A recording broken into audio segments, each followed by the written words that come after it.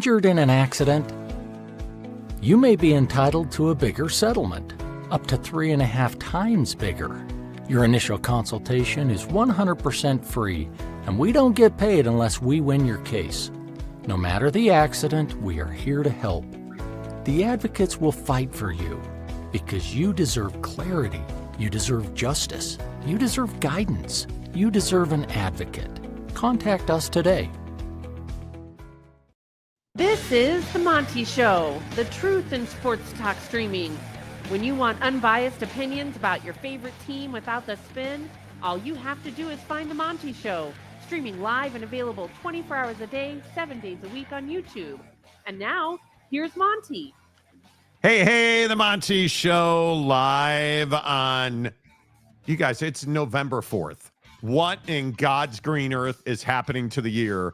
Tuesday, November 4th, 2025. As always, we are presented by the advocates. There's nobody else you want in your corner. If you've been in an accident, you need somebody who knows how to fight the fight and win the fight against your insurance companies, because that's the reality of it. Your insurance company is not working for you.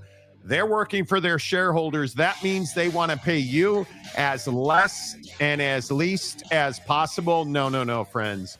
You didn't deserve to get hit by that truck. You didn't deserve to get rear-ended because Jimmy was on his cell phone. No. You didn't deserve to get hurt at work, but you do deserve clear, risk-free advice. That's what you get 24/7, 365 at theadvocates.com. And I cannot implore you enough.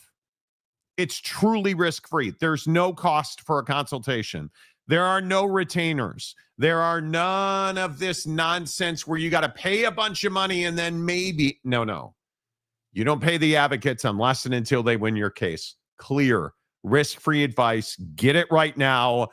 24/7, 365 at theadvocates.com. Jake, how's your face today? It's just fine, bloody. Bro. Good enough to do the show. Girlfriend said no? What happened? Yeah, something like that, And something like that. If you missed the show yesterday, Jake's dog, who is wholly untrained, ran Jake into his garage door. Any trouble with the garage door today, Jake? No, I didn't take her for a walk. Yeah, I did actually. And it wasn't her fault yesterday, and it ain't her fault today. No, so dog's never wrong. It's always the owner who doesn't train their dog, isn't there? Okay, we should probably move on. Yeah. It's fine. What is this Tom Brady story you were hitting me on today? Because Jake was all fired up this morning. Monty, God, dog it. So and let's be clear about this. Are you a Tom Brady guy or not? Yeah, I like Tom. Yeah, I do. Do you like Tom as a guy? Do you think he's a douchebag, or do you like him as an announcer? Like, how do you feel about Tom Brady? I mean, overall, I think he's good. I think, the divorce thing is hit or miss. I mean, it depends which side you take. I think Tom was mostly in the right, I think that Tom's done a good job ingratiating himself into the color analyst world. I think you mean the NFL owner world. I mean, the corruption, inside information, don't spill the beans on national TV world. Yeah. And then apparently Tom decided it would be a good idea right before the trade deadline to spill the news that he cloned his dog instead of making a trade with the Raiders. So, that's cool. That's cool, I guess. Yeah. Why do you hate that? So if you had the money and your dog kicked the bucket, if you could have cloned Rizzo, you would have cloned Rizzo, right? I don't know. Rizzo, the dog who dropped a 5-pound crap on the airplane. I wasn't there for that, for the record. FTR. Yeah, because you broke up with her over text. Anyway, the point is, what did you say? NPR? FTR, for the record. Sorry. I'm not a cool ass millennial, such as in life. Okay. But FTR, Jake's dog took a 5-pound dump on an airplane one day. But if your dog died, you wouldn't, and you could remake that dog, you wouldn't do that. No, I would not. Nope. Okay. I see, I'm in this place now where I've had a dog for 15, 16 years. I'm kind of ready not to have dogs, meaning I'm not hoping that my dog exits the theater, but I pray for moments like that. when that happens, I'm probably not going to get a new dog for several years. It will be a while. I will not be cloning either one of my dogs. It does feel a little odd that Tommy is, he's probably mouth kissing his new dog too. I mean, because we've all seen the video. No, Scoop. See, you say stupid stuff like I'm a cat guy.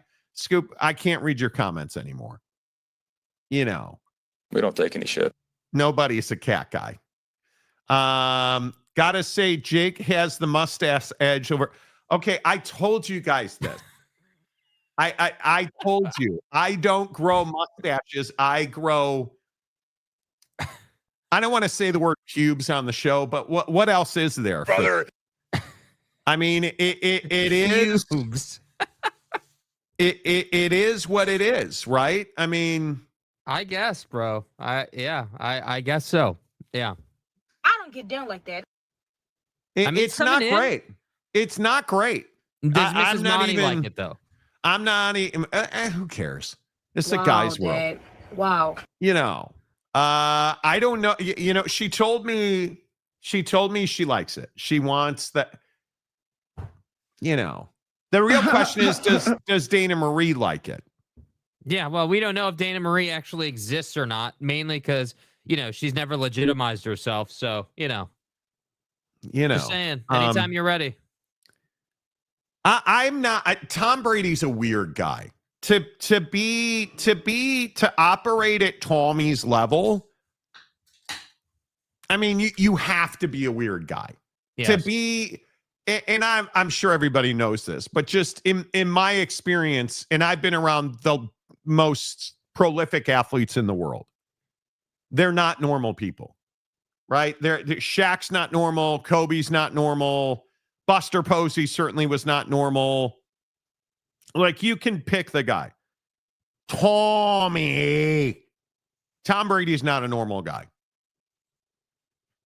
He's just not. No. And to clone your dog, it tells me that money you lost on crypto probably wasn't that significant. Probably not, dude. Probably you can't more than enough. You can't tell me cloning the pooch is cheap or affordable. Mm-hmm. Yeah, probably, budget friendly is in terms of Tommy budgeting.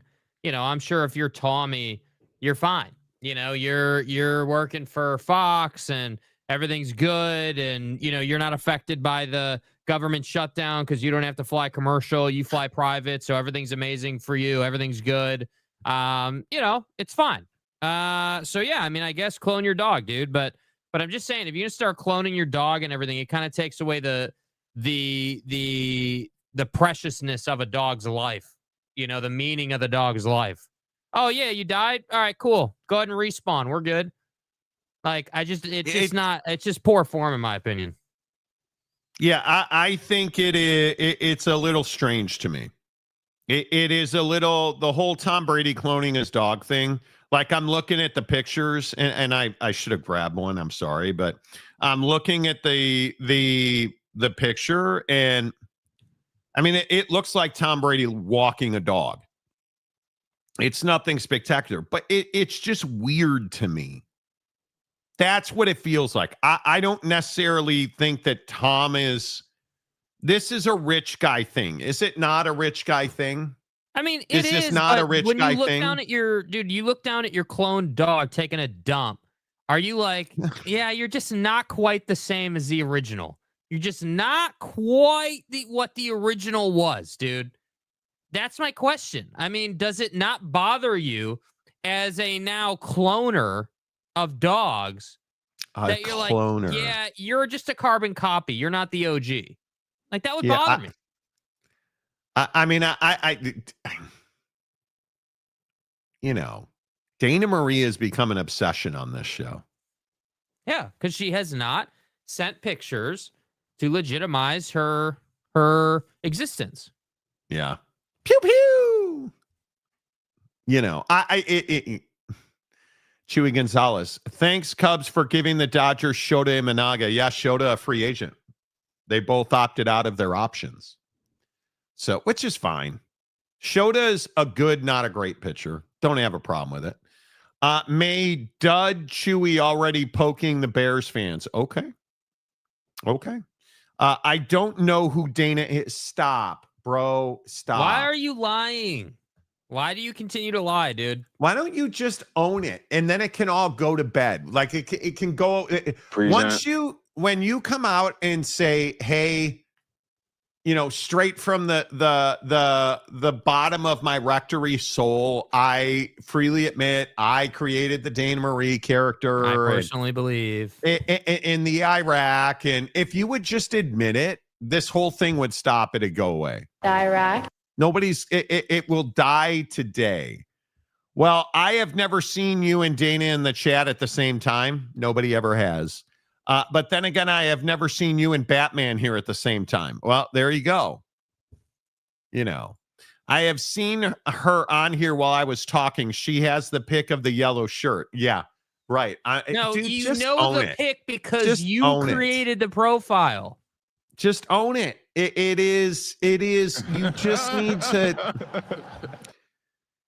You just need to wear it, dude. I agree with Brandon. Private schools should have to tell how much money they spend on NIL. No, they shouldn't. They're private for a reason. And anybody,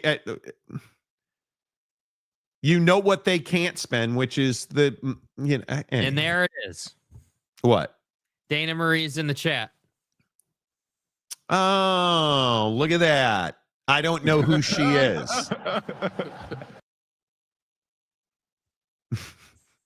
Dana, you could.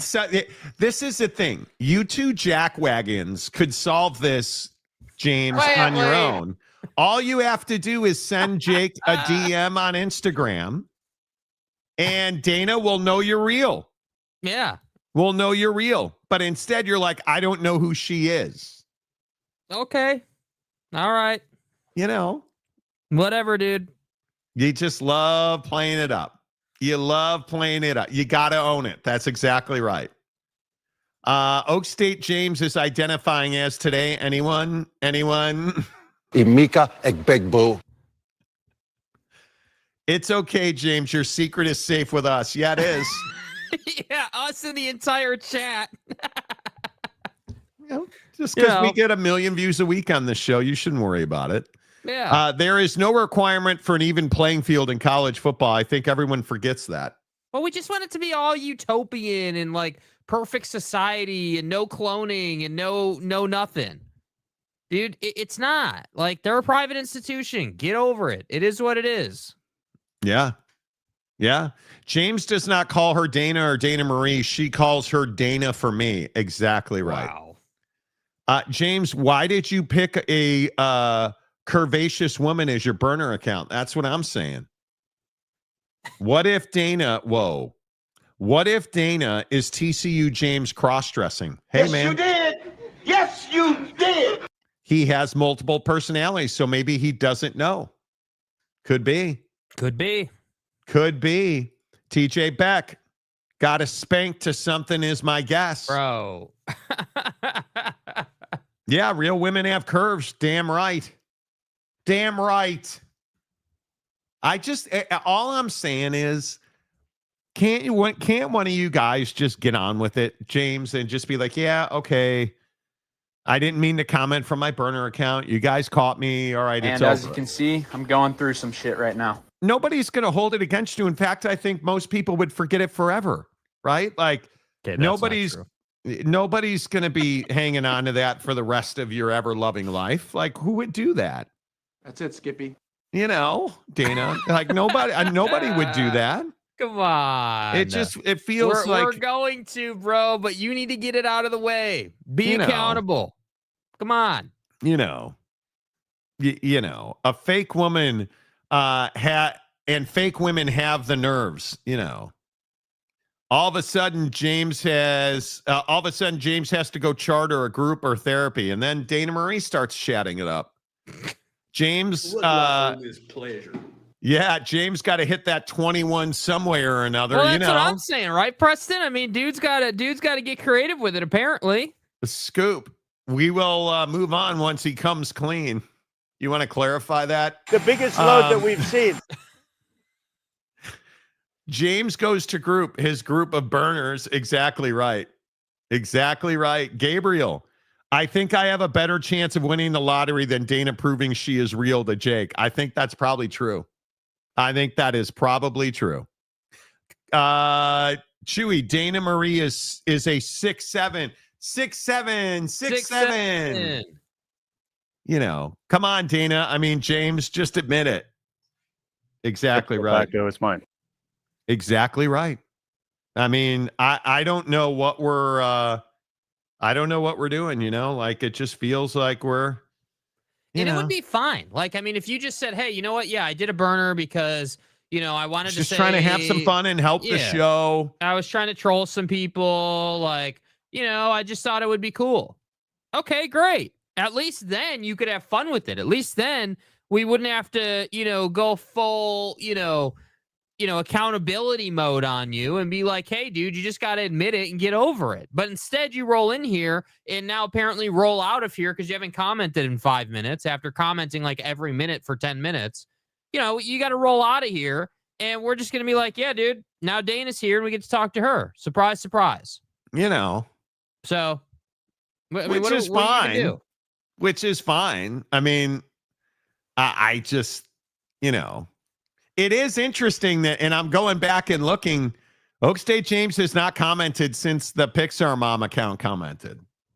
That's what I'm saying. You know. I mean, that's awfully convenient, bro. Yeah, it goes from James commenting repeatedly to, you know, James not commenting at all. And, you know, which is fine.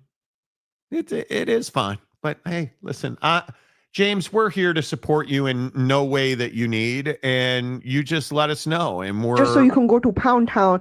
You know, we're a big support group for you.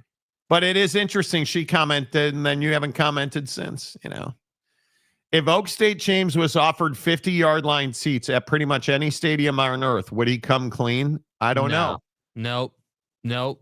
Is he capable of that cleanliness? I don't know. I'm not here to judge. You know, I mean, I am, but you know, yeah, you know, welcome to the nightmare. Who's been a member for 27 months? Damn. James has more burner accounts than he does college teams he roots for. That's very possible. How many burners do you have that we don't know are your burners, dude? I mean, like, listen, do you have a whole stable? Again, James, you know that we're all, you know, moderate fans of you on this show, and nobody will ever have a mustache, you know, goatee combination with yours. I mean, look at all that Bucky's brisket. And I do think with that, I do think with that tooth structure, you are the Bucky's Beaver. I could be wrong, but I think you're kind of like Jerry West in the NBA logo. You know. By the way, for all of you NBA guys out there, we're going to talk some NBA today. And yeah, Jake's fired up about the Clippers. No alien head, you know, big ear guy hasn't been fired yet as the commissioner. So, you know, we're still waiting. Steely says all burner accounts aren't equal. It's true. Yeah. TJ Beck, has James proven he is or ever was married? I'm starting to question a lot of James things. Yeah. James, you're going to need to also prove that you were ever on caliber to smash a Walmart manager, because it feels like that's a little over your head now. You know, I just thought that you would appreciate me treating you like an adult. I mean, I'm just trying, James, I'm trying to help your Q factor. We're going to need a picture of your marriage license, dude. I'm going to need it uploaded. Okay. Yeah. I don't care if you're charting. I need it. That pic of James is spank bank material. Really? Jake, what do you think of this picture of James? Yeah, I mean, it just, I don't think that's, quote, oh, my bad. Wrong material. Picture. They just look so equal. Yeah, you know, macaque is macaque and stuff. I just, you know, James is he's salt to the earth. He's salt to the earth. James is married to the Lord. Sounds no, God almighty. Does James have multiple personalities? He could. In God's name, image, and likeness. Yeah, but who are we to judge? Notice he hasn't commented at all since he made the mistake on the Dana Marie account. All right, let's get to work here on the Monty Show. What do you guys make of the Dallas Cowboys? Because today I thought this was some craziness in the NFL. Very rarely, and I think as the years have gone on here, probably the last 3 years, we've seen, I think today we saw half a dozen deals. The Dallas Cowboys, I think, got significantly better today. Quinnen Williams on their defensive line from the Jets for a first-round pick. I mean, that is a huge deal. I think you look at, and Jake, I'll give you credit talking about how the Micah Parsons trade wasn't the end of the world. Now it feels like you might have been right about that. Not that I think they're going to the playoffs. No. But you add Quinnen Williams and Logan Wilson on the same day, it feels like the Dallas Cowboys are a better team today than they were yesterday. I mean, I don't know, like, I don't know how Jerry does this, because you're right. They are a better team today than they were yesterday. That's true. No question. No question about it. You know, defense got better. You know, let's see how they put it all together. Obviously, Quinnen Williams' role is pretty straightforward. You know, playing in the secondary is a little bit different of a situation, right? There's a lot of scheme in that. There's a lot of different disciplines in that.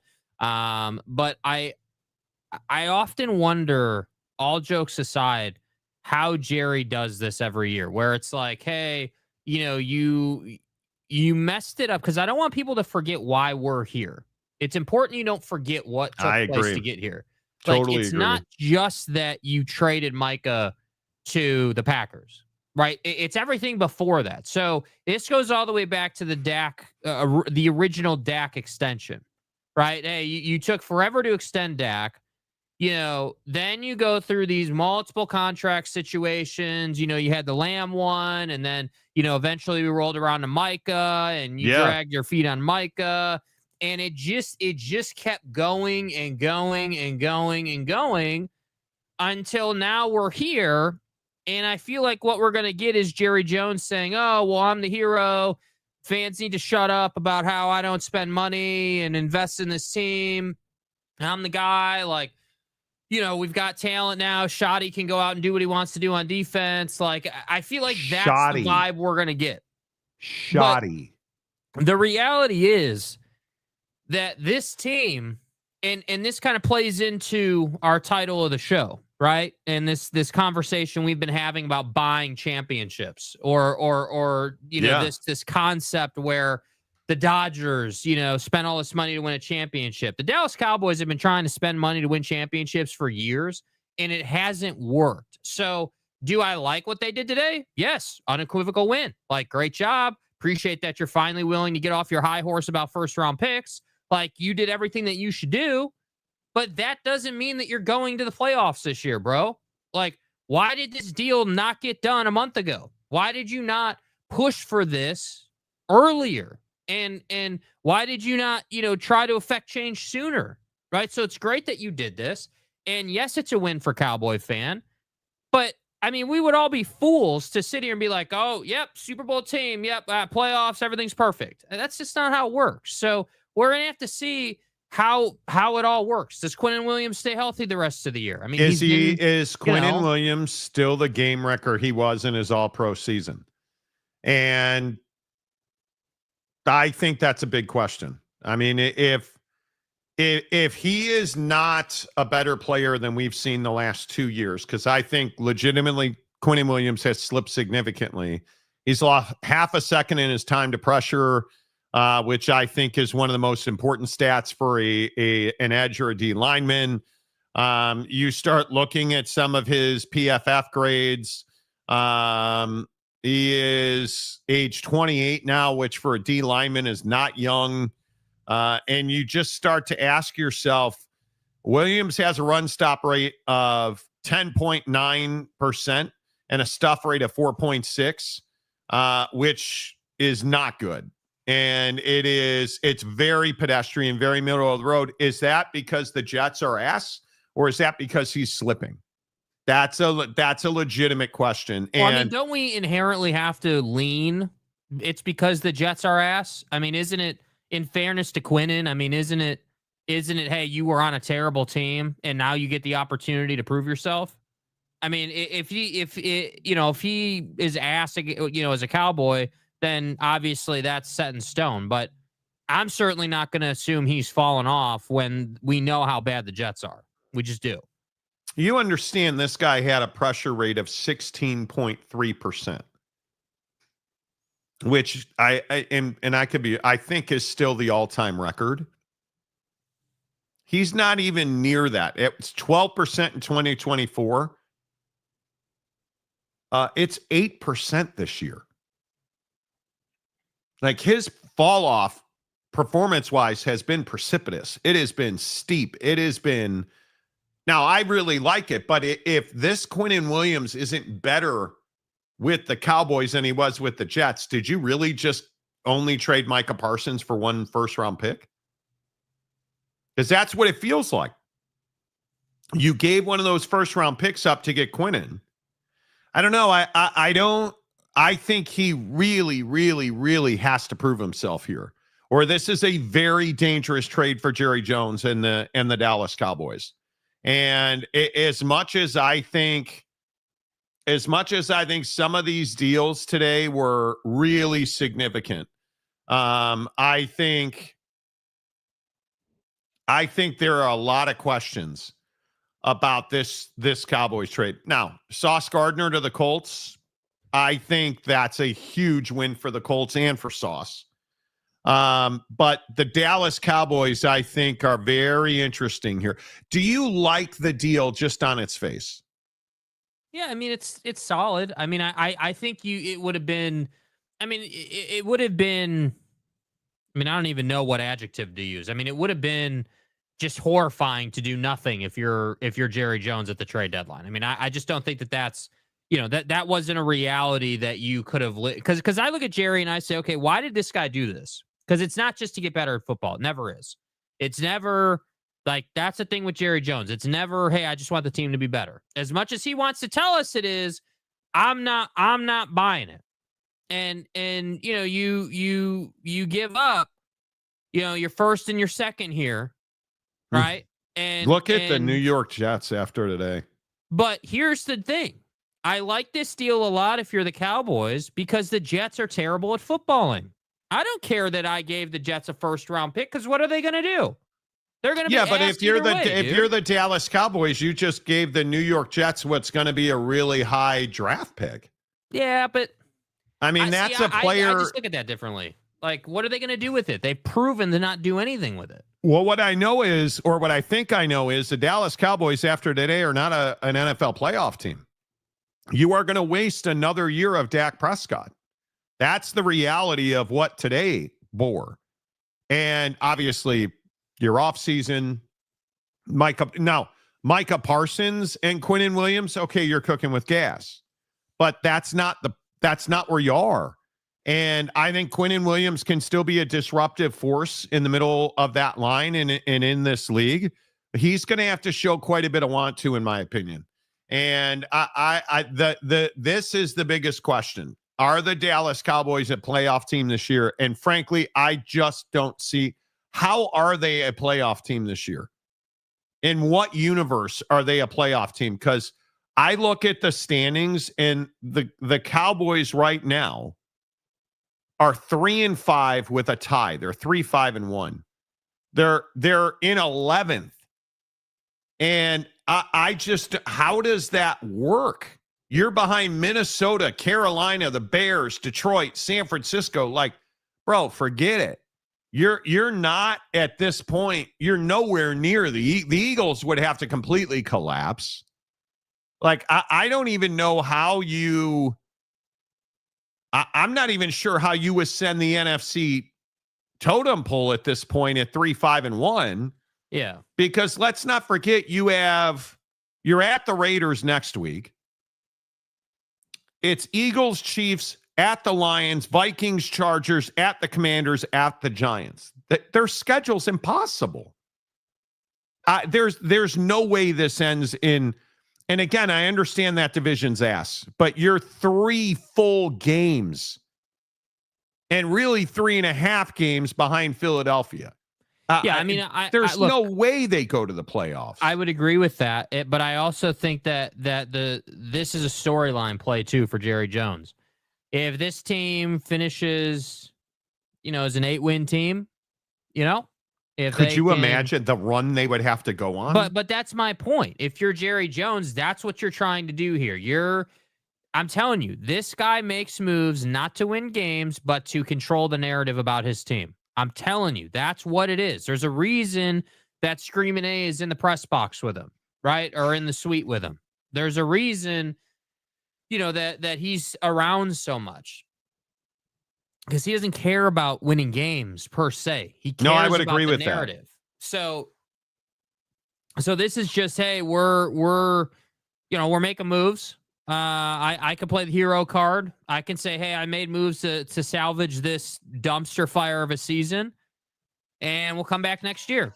And that just is what it is. And I also think that their struggles, are making Mike McCarthy look pretty damn good, right? I mean, everyone wanted to rip Mike McCarthy and say he was terrible, but now as usual, we're figuring out it probably wasn't a fathead issue. It was a Dallas Cowboys, Jerry Jones, salted McGriddle issue. That's the issue. Salted McGriddle issue. Circumcising Skeeters issue. Why did I know that was going to be said on the show today? Come on, dude. Come on. Yeah, I don't know. I think the thinking could not have been urgency. Let's make the playoffs this year. I don't know. That just does not math to me. So I agree with you. This is aesthetics. There's a lot of, hey, let's shut some people up and make a couple of defensive moves. So Rex Ryan stops crushing us every morning on ESPN. Totally am down with that. The good news is, though, there's less people watching ESPN right now because of YouTube TV. I don't disagree with that. If you're Jerry. Yeah. Yeah. Well, and you know what, Mike? Jerry thinks if they can get a few more wins, they'll be bowl eligible. Exactly. Bailey Dietrich, hello. The New York Jets are like the Cleveland Browns and will screw up the draft picks and not take the best available player. But you have to admit, this was a nice move. This was a good day for the Jets. I mean, Sauce Gardner, Quinnen Williams, you needed to unload these guys. And if you're Danny Dimes and the Colts, they're not a fluke anymore. And Jake is going to sit here and tell you they're a fluke and Monty's stupid and he don't know nothing. Hey, I freely admit I don't know nothing. But my feeling is that when I look at the fact that, the Jets traded Jasir Taylor to the Chargers today, who also after the Joe Alt injury, got Trevor Penning, which I thought was a nice move. But the Jets certainly, when you start grading out these deals, I don't think there's any doubt that the Jets look much better today than they did the day before, right? I mean, if you look at, Michael Carter to the Eagles, you look at Sauce Gardner to the Colts, obviously Quinnen to the Cowboys. Those are good deals. You look at the Jets getting, Jarvis Bromley from the Titans, John Mechie. They got a Donnie Mitchell who can still play in this league, in my opinion. Macy Smith, they got guys. I think, and I don't disagree that the Jets are going to jet. Woody's a terrible owner. They were not by far the worst team today. And it feels to me like all of their first round picks and all of these moves, you guys, this is not a couple of first round picks. Yeah, but this is transformative. Yeah. Just even next year. Yeah, but certainly you're not going to sit here and say that they've been good in the draft or that there would be any trust that they could take this haul and turn it into a playoff team. Because I don't think anybody believes that. But I think a lot of the problem is the Jets don't have a coaching staff. The owner's terrible. They have the thing that should scare you if you're a Jets fan is you always have talent. You just never develop it, right? And Sauce Gardner is another one of those guys. But you look at some of these moves, like what are the moves here that you feel like really pay off? Jair Alexander should really pay off. Yeah. Right? That's a move that should pay off, in my opinion. Joe Flacco's already paid off. Sauce is going to pay off. I don't think there's any doubt Roger McCreary's going to pay off. That feels like a move. Jacoby Myers, who I told you everybody was after. Jacoby Myers, I think, will be a great fit. Now, unfortunately, he's going from the Raiders in the frying pan to the Jaguars in the fire because the Jags are not a great organization. But I think I love Trevor Penning to the Chargers. That seems like a really good move. Jalen Phillips to the Eagles, another really good move. You know, like I just look at some of these moves. Like you look at Rashid Shaheed to the Seahawks. That's an impactful deal, in my opinion. Like there were some really meaningful deals done. Yeah, I mean, I think the Eagles are clearly saying, hey, like we got to get better at corner. You know, we got to get better in one-on-one situations, man coverage, you know, just line up and be able to pressure the quarterback, which is why I think you're seeing Draymond Jones. Draymond Jones certainly is going to help the Ravens, right? I mean, I don't know. Alohi Gilman. I think that I think it's really unfortunate because Quinnen Williams is the type of player that when you trade that kind of player, you know, I would have hoped for Quinnen's sake that he would have gone to a team that could do more with him. And I just don't think that's the case for the Cowboys. Obviously, like he's got the chance to prove himself, but you know, they are the Cowboys. You know, the Cowboys are going to Cowboys. So we know that. And unfortunately, the Jets, I just don't have any belief. I agree you've got talent, but you haven't been good. Dude, look, those draft picks. How but they are going to see that? They are going to mess it up. They will pick poorly. They will not. I just don't. Well. I can't think of another time where we've seen that volume of flipping draft picks. My God, like that's a little. Am I overreacting to that? Well, you're just focused on the quantity, right? Yeah, and I agree that it's a large quantity. Yes, but I'm focused on the actual execution in the draft, right? Like I'm focused on. Hey, well, okay, you got 2 in the first there, 2 in the second in this next upcoming draft, and that's great. And we all know you're going to have over 100 days to plan for the draft, honestly, because you're not a playoff team. So, you know, if you mess that up, that's on you.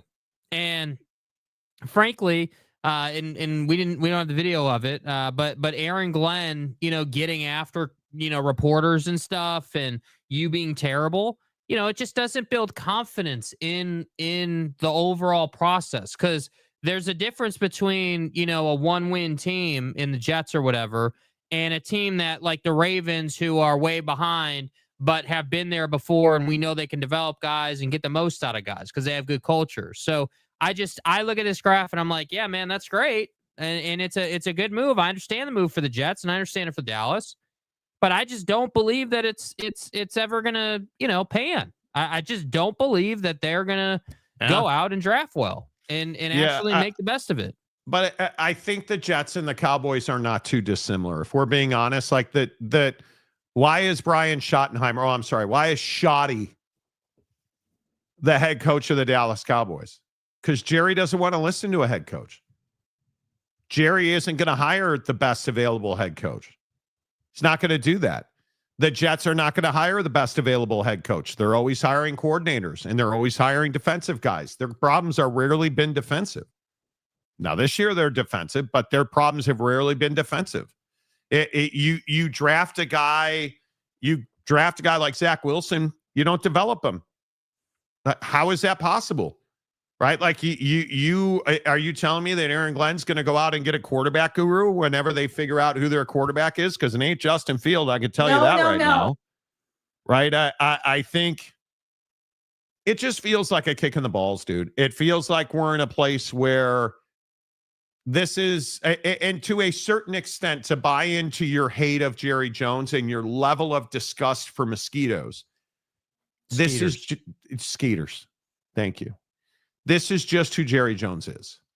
He's not somebody that you can count on to do the right thing because he doesn't know how to do the right thing. He only does his thing. Yeah. Which is why they don't win. I am telling you now, the biggest problem for the Dallas Cowboys is you're wasting another year of Dak Prescott's prime. You're wasting it. You're just giving it away. You're saying it's okay that we're shit and we'll find somebody else to play quarterback. Because I will continue and I will fight fools. If he's on any other good football team, Dak Prescott's an MVP candidate right now. Yeah. I don't know how else. Did you know how good the Denver Broncos would be with Dak Prescott? They'd be significantly better than they are. The Green Bay Packers would be the best team in the NFL right now. If Dak Prescott was the starting quarterback of the Green Bay Packers, they would be the best team in the NFL right now. Why are you putting that energy into the ethos? What? You're a Bears fan. Why would you put Dak to the Packers into the ethos, bro? I mean, because Jordan Love sucks. I don't know. I mean, I don't have a tombstone like Oak State James does. But Jordan Love sucks. Yeah. Yeah. He's inconsistent. There's no doubt. He is inconsistent. There's no question about it. And it plagues him. Absolutely plagues him. I think if you're a Jets fan, this is one of the best days you've had in the last 5 years. And does this make up for Aaron tripping and falling on his penis and tearing an Achilles tendon? No. No. That's the Olivia Munn curse and the Danica curse and Shailene Woodley. That's like the bad karma of hating your family. That's why he tore his Achilles. Family. But, yeah. I'm a big believer that the Jets won today. It's as simple as that. Now, are they going to go screw it up? Yeah, probably. But the Jets won today. And it's very rare that we can say that. Cowboys headed to the Frisco Bowl. Exactly. Rashid to Seattle. Going to be good. I think he is, Daniel. I think he very much is. Cowboys headed to the Frisco Bowl. Crest, sounds you saying the Jets are cursed franchises, what I'm hearing. No, Woody Johnson needs to trip and fall in front of a train. They're awful. But again, it's these franchises, and I'll continue to say this. Who's the owner of the Bears? You don't know. But why are the Bears better? Because the GM is GMing and the coach is coaching. You hired the right coach to develop your quarterback. Right? Right butts in the right seats, dude. The Jets have arguably the worst owner in the NFL. Going to miss the playoffs again for like the 15th straight year. The Cowboys are going to miss the playoffs for like the 39th straight year. You look at these teams, the Pittsburgh Steelers. There's this belief that the Pittsburgh Steelers have elite ownership. You don't. You don't have elite ownership in Pittsburgh, or Mike Tomlin wouldn't be the head coach of that team. It's as simple as that. The Cincinnati Bengals. Sorry, man. You paid the wrong people, and you still have not done a thing to fix that defense. Al Golden's one of the worst hires in the NFL this year. That defense, bro, I love the throw that Caleb made, and honest to God, I got out the Diddy oil and watched that tape 100 times overnight. Sucking a ding-dong. That throw by Caleb in front of 4 Bengals to the only spot on the field it could have been completed, ridiculous. If you tackle him, the Bengals win the game. Bears had no timeouts. You tackle them, they win the game. But the Bengals make terrible football decisions all the time. The Browns make terrible football decisions all the time. So I'm going to continue to say, Gutekunst and this current incarnation of the Packer front office make terrible decisions all the time. Just going to keep saying Jordan Love's not a Super Bowl caliber quarterback. He has the most frustrating part about who's another organization who just can't get it. The Detroit Lions. Texans. The Detroit Lions are a great example of this. You've held on to Jared Goff and you overpaid him and you are screwed. It's as simple as I can say it. You have a bunch of dudes coming up on their 5th-year option. You owe Jared Goff like $860 trillion this offseason. And the guy still waiting for certain individuals to be in our comment section talking about it. But you continue to see that teams like Detroit, you can't rely on a quarterback who's a statue. But again, I go to Buffalo. Why is Josh Allen losing? You don't have a receiver, and you don't have a defense. Cole Bishop, I love the kid. He is a special teams third-string safety. I mean, that's who Cole Bishop is, right? These franchises that don't win and just can't get over the hump don't do enough on days like today where you just don't understand it. You just don't understand how this happens. Because what's not on this? What team do you not see on this graphic? The Buffalo Bills. Where's the big wide receiver move for the Bills? Are the Buffalo Bills all of a sudden going to be this first team that all of a sudden exclusively throws to tight ends and wins a Super Bowl? Somehow I'm going to think that's not going to happen. Right? And as you look at this and you keep saying to yourself, okay, well, who are the real winners and losers? What I can tell you is it's the Buffalo Bills, who you feel like didn't do enough to help Josh Allen. So let me get this right. You have a generational quarterback and you did nothing to help him. Correct. I'll never understand it. And now the biggest problem is the entire NFL knows it. The entire NFL knows it. You did absolutely nothing today to make Josh Allen a better quarterback. On the heels of a nice win against the Chiefs, by the way. And again, that's cool. And and I appreciate all the Bills fans who were here talking about it the other day.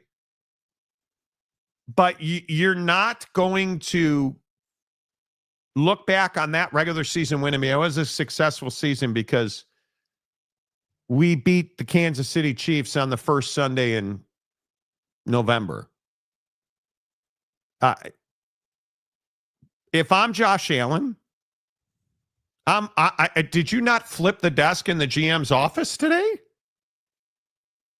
Like, how are you, if you are Josh Allen, how are you not just whipping out your pipe and being like, dude, at least do something for me today?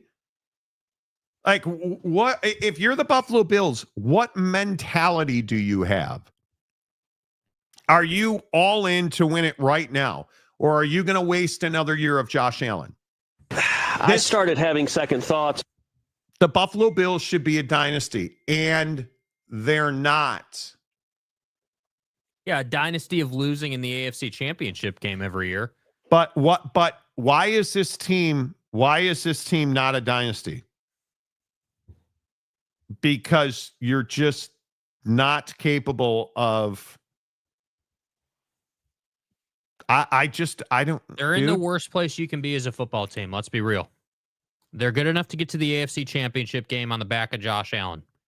I don't think, not this year. I don't think you are. You think you are this year? I think they're in every game. They're in every single game. And it comes down to plays and making plays. And if they lose, they lose. Okay, great. But my main point is that you're certainly good enough to be a playoff team. And a lot of years lately, you've been an AFC Championship game team. And the issue is you haven't chosen a path. You have a defensive head coach. You've got the MVP of the league at quarterback. You have a mediocre defense. And you have a mediocre offense. That's made way better by the defensive-minded head coach and the MVP of the league at quarterback. That's the reality of it. And the good teams in the league choose one path or the other. Hey, we're going to be really good on offense and we're going to patchwork the defense, or we're going to be an elite defense and get the most out of the offense that we can. We're going to choose a path that way. We're going to choose how we want to win games. Yeah. And that's what the Bills don't do. And again, this is what the Chiefs do. They say, okay, cool. We're going to patchwork the offense. Because we have Patty, and we can work with young guys and develop guys, and Andy Reid's a wizard offensively, so we can take lesser talent or young talent and stretch that talent to cover this figurative gap that we have on offense so that we can still win games offensively.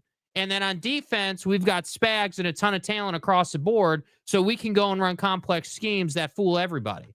That's how they win, because they understand that process. And the Bills, like, I hate saying this because I actually enjoy watching Josh play football, but they don't understand that process of like, hey, where are we going to be more vulnerable than other? What side of the ball are we going to win every game no matter what?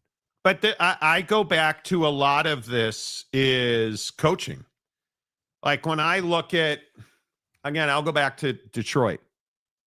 How are you not throwing the ball to Jahmyr Gibbs? 3 times? Jahmyr Gibbs had 12 touches the entire game. And you lost. You ran the ball. You only ran the ball 20 times in balance with Gibbs and Montgomery. You got to give Jahmyr Gibbs a ball more than that. Right? I mean, and worse than that, you averaged 3 yards a run with 2 of the better backs in the NFL. That's the thing I will never understand is, how did we get to a point where teams like Detroit won't run the football anymore? How did we get to a point where you are the Baltimore Ravens and you chose to stop running the football? You beat Miami. The Ravens beat Miami 28-6. And Derrick Henry only got 19 carries. And I say only, he averages 6.5 yards a carry. And you only gave him 19 carries.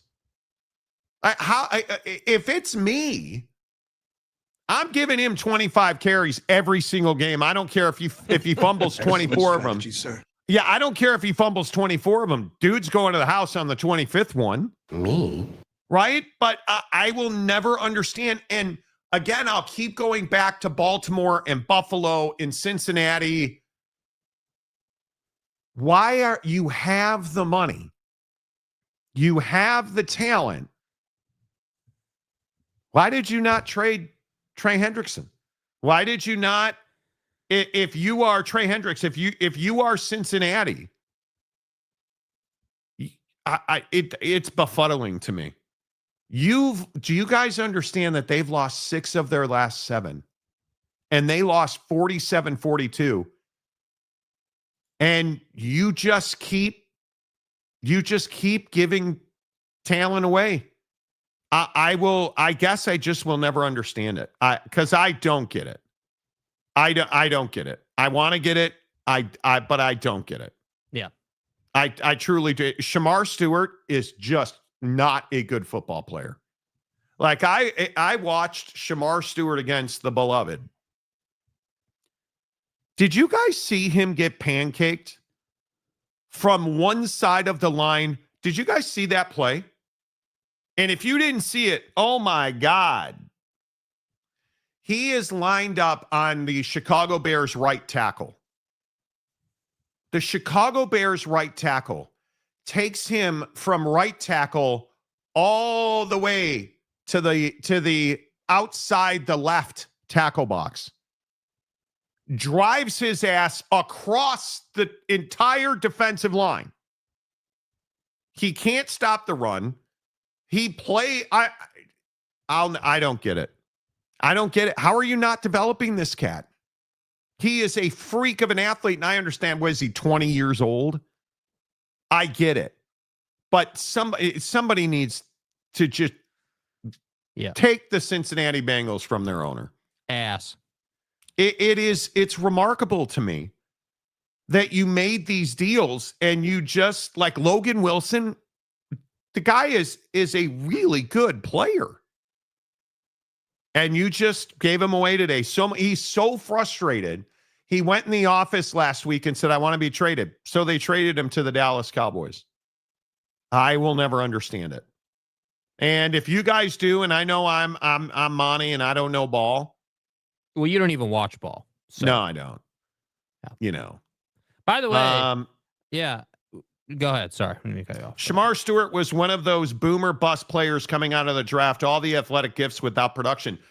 And he doesn't have great results out of college, and he will be good. He will be good once he gets out of Cincinnati, because he needs somebody who can teach him how to play in the NFL. Yeah. Because, I mean, you're a defensive end who plays standing up. You're done. As soon as you lose pad level, you're done.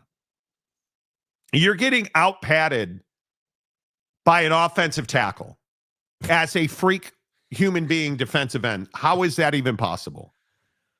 Bad technique, bro. That's how. It's got nothing to do with talent. Steely, Morty doesn't watch ball or no ball. Nope. Don't know a damn thing about it. Quick development here, by the way. I've been monitoring the comment section as we've been talking. Okay. And there is a new burner that has been created for Dana right here. Stadium Gal. Okay. I like the Cowboys' chances this year. They're my pick in the NFC East.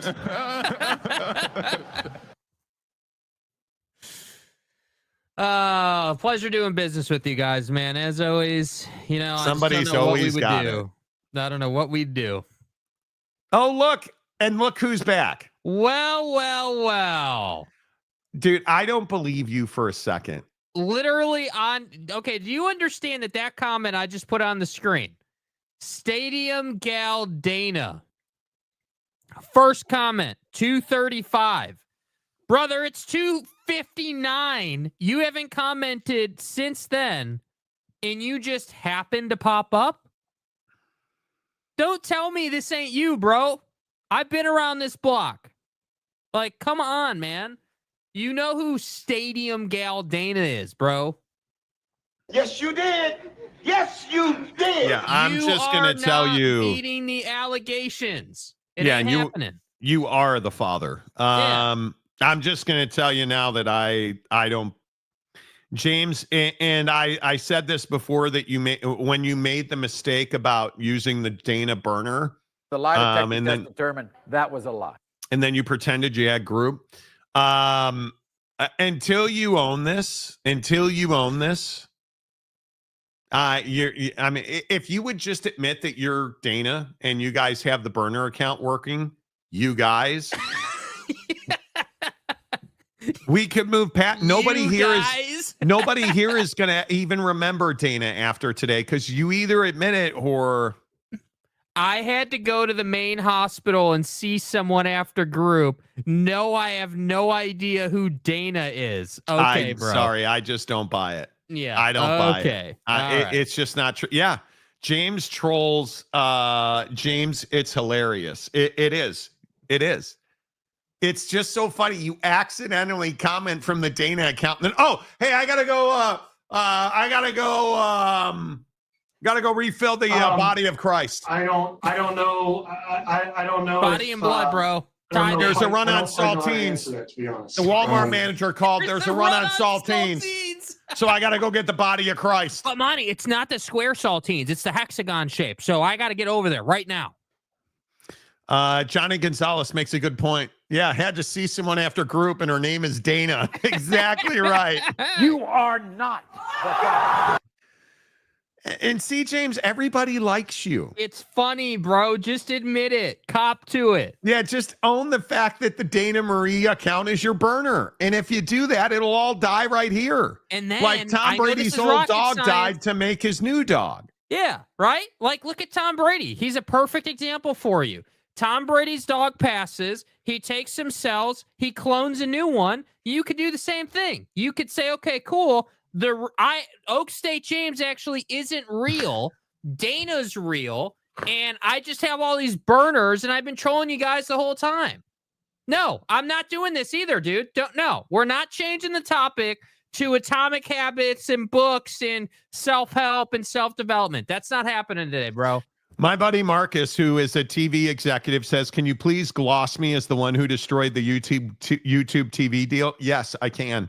Marcus, who destroyed the YouTube TV deal. Hey, can we gloss you as now Marcus, who saved us a certain amount of money every month, guy? If you guys knew who Marcus really was, you would have so many questions for him about things. But Marcus says, why don't you just tell Oak State James to buy your stupid toy trucks on Amazon and then everything will be fine? Parentheses, I bought him and my kid loves him. Thank you.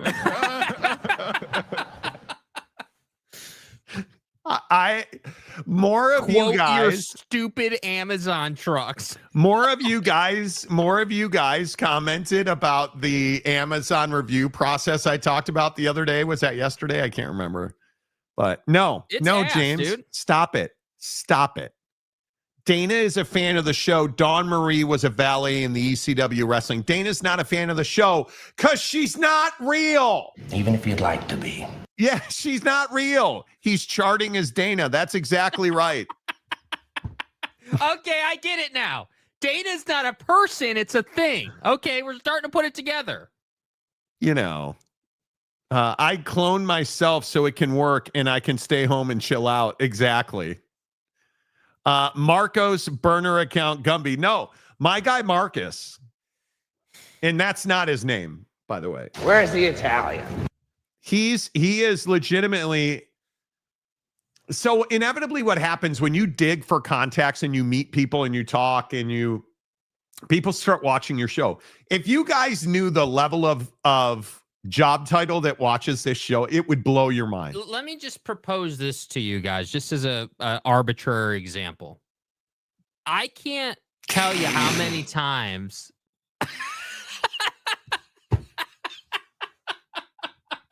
Present. Chart this, James. Anyway, go ahead. I can't tell. What were you saying? I can't tell you the number of times bro or buddy or rando is just called from a block number and been like, hey, bro, I heard what you said on your show and I'm not going to identify, but here's my thoughts. It happens a lot. It really is amazing. Mike Smith says, King of Thailand winning the internet. Seriously, Thailand. Like, this is a goated comment. Yeah, 3 words, dude. Chart this, James. I like to listen to the show while I am charting. It's a funny show. Yeah, chart this, James. I don't even know what do you chart? Like, you know. And yes, it's a real story. Tom Brady cloned his new dog from his dead dog. And to me, it's weird. But see, even that right there, right? Not even correcting you, but can you even call it a new dog? It's a carbon copy What ain't of the old your dog? dog. Like, I don't know, dude. I don't know, man. It's weird to me.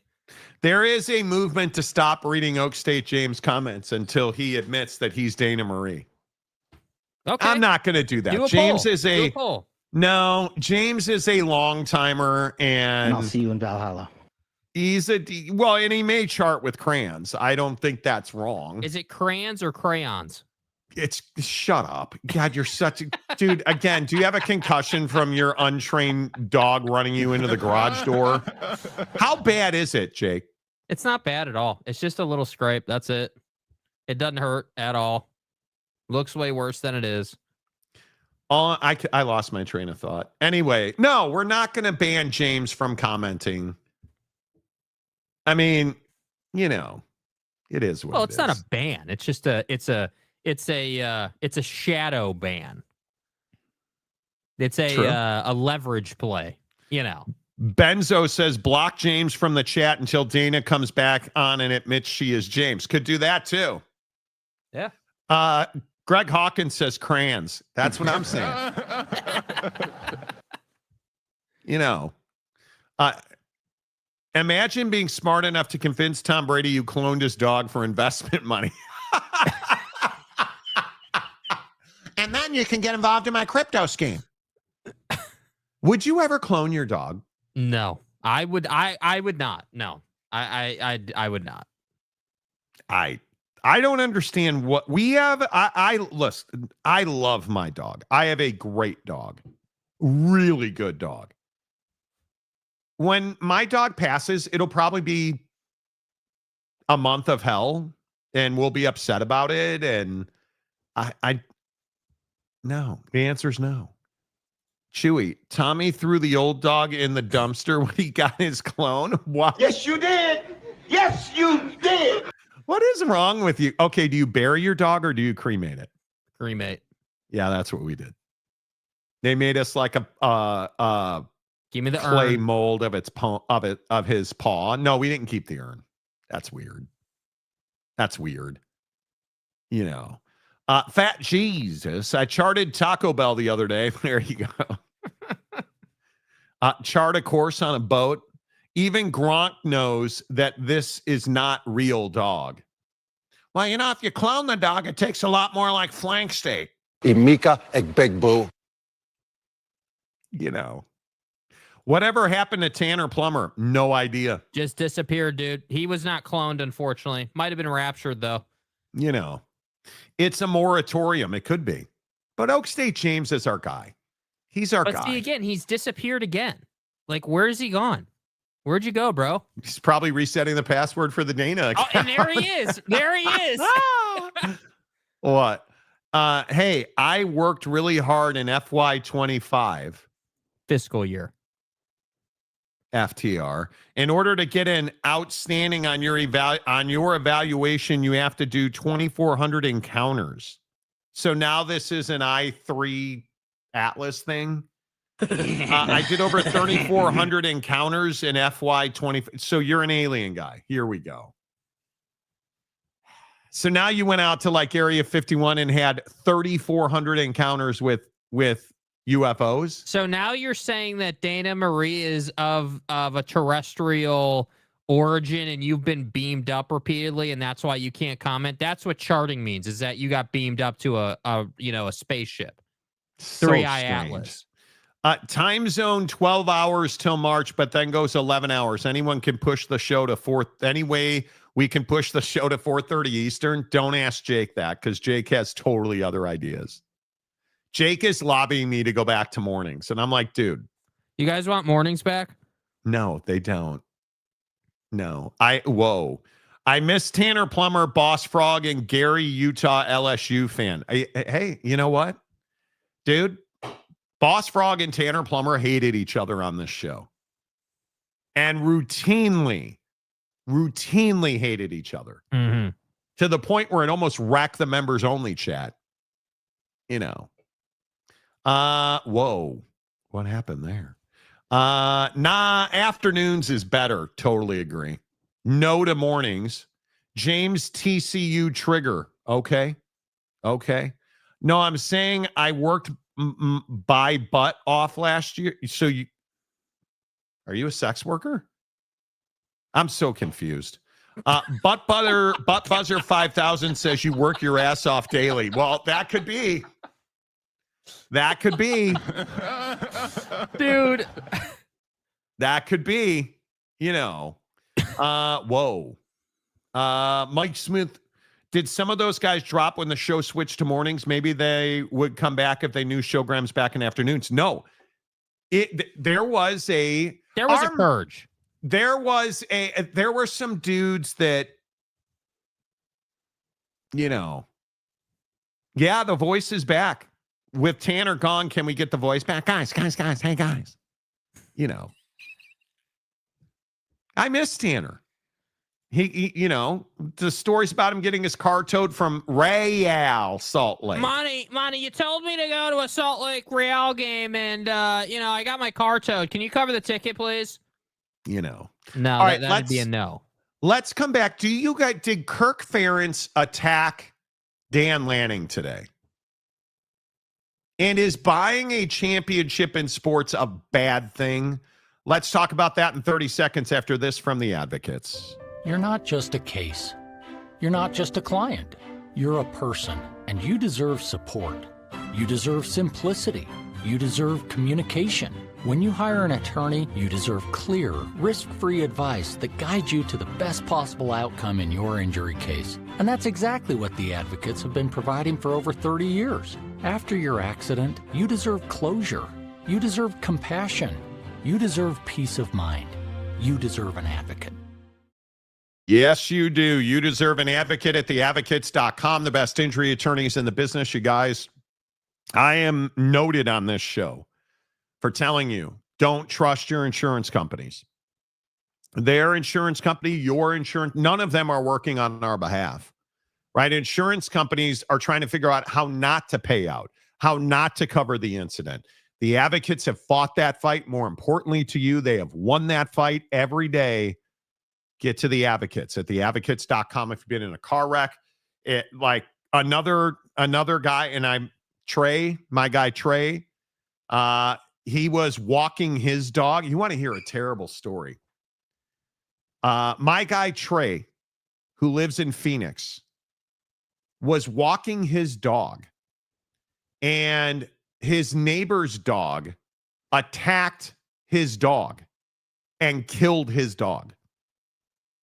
Like, just out of nowhere, 11 o'clock at night. Like, brutal. You didn't deserve that. You did not deserve that. Trey didn't deserve to get his hand mauled by a dog that thankfully the owner came out of the house and was able to get control of, but after it was too late. You didn't deserve that. You gotta get to the advocates at theadvocates.com. Let them fight that fight for you so you can get back to the best version of yourself. Injured at work? Yes, they handle workman's comp. And the best part about the advocates, and a lot of people ask, well, they're going to say they're taking my case no matter what. No, actually, they will not. If you don't have a case, or your insurance company or your employer or whoever is handling it the right way, the advocates will tell you, hey, you're in good shape here. Because the advocates know that a lot of people are in good hands. Maybe you don't need a lawyer. Maybe you don't need assistance. But the reality is you most likely do, because insurance companies aren't trying to do it the right way. Most employers aren't trying to do it the right way. That's why you got to get to the advocates at theadvocates.com, where you never pay out of pocket for clear, risk-free advice. Chewy Gonzalez, guys. Dana will come back in the chat if you donate a 2XL red Buffalo Bills sleeve. You should, well, I told James, hey, if you come out and admit that Dana Marie's one of your burner accounts, I will buy BDM 2 3XL long sleeve red Buffalo Bills shirts. I straight up told James that. And now James has chosen not to do that for whatever reason. Because he hates Big Daddy Magic. Yeah. That's clear why. beat. Yeah. You know. Love, exciting and new. Come aboard. James, we're expecting you. The Dana boat. Okay. Let's talk about Kirk Ferentz. You know Kirk Ferentz? You probably don't. He's a football coach. And Kirk Ferentz said something today that's getting a lot of attention. Is this an insult or a compliment to Dan Lanning and Oregon? And I'll say this too. It's kind of like the Dodgers, or you go back when Torrey was managing the Yankees. Just having talent's not always enough. To utilize your talent and put people in the right places and get them playing in the right ways. And they've done a great job of that. They've really done a great job of that.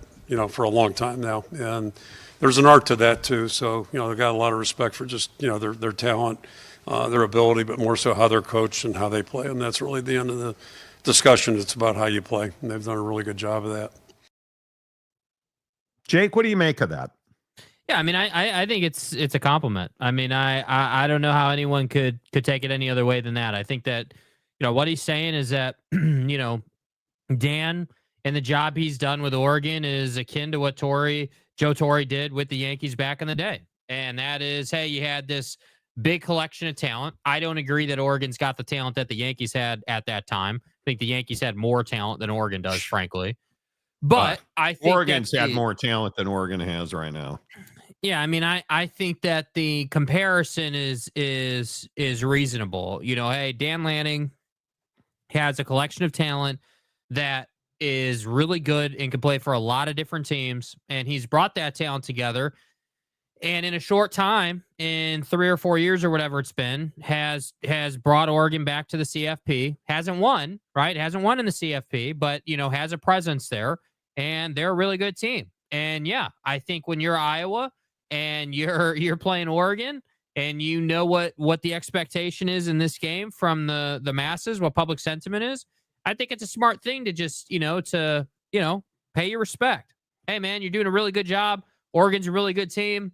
But I love when a coach says, hey, they're a really good team. A lot of credit to Dan Lanning and the players. And hey, you did a great job. But we're really focused on X, Y, and Z this week. That to me is perfect coach talk. Dan Lanning and Kirk Ferentz throwed at each other today, because I do think Kirk Ferentz meant this as a compliment. But there's a lot of people who think this was a backhanded, hey, you're buying a championship. I mean, you're doing a really good job coaching the players you bought, but you're buying a championship. Oregon fan, I think, is a little sensitive. Mm-hmm. But if you listen to it again, I don't know that it's that far off base. And I'll say this too: it's kind of like the Dodgers, or you go back when Torrey was managing the Yankees. Just having talent's not always enough. To utilize your talent and put people in the right places and get them playing in the right ways. And they've done a great job of that. They've really done a great job of that. For a long time now. And there's an art to that too. So they've got a lot of respect for just their talent.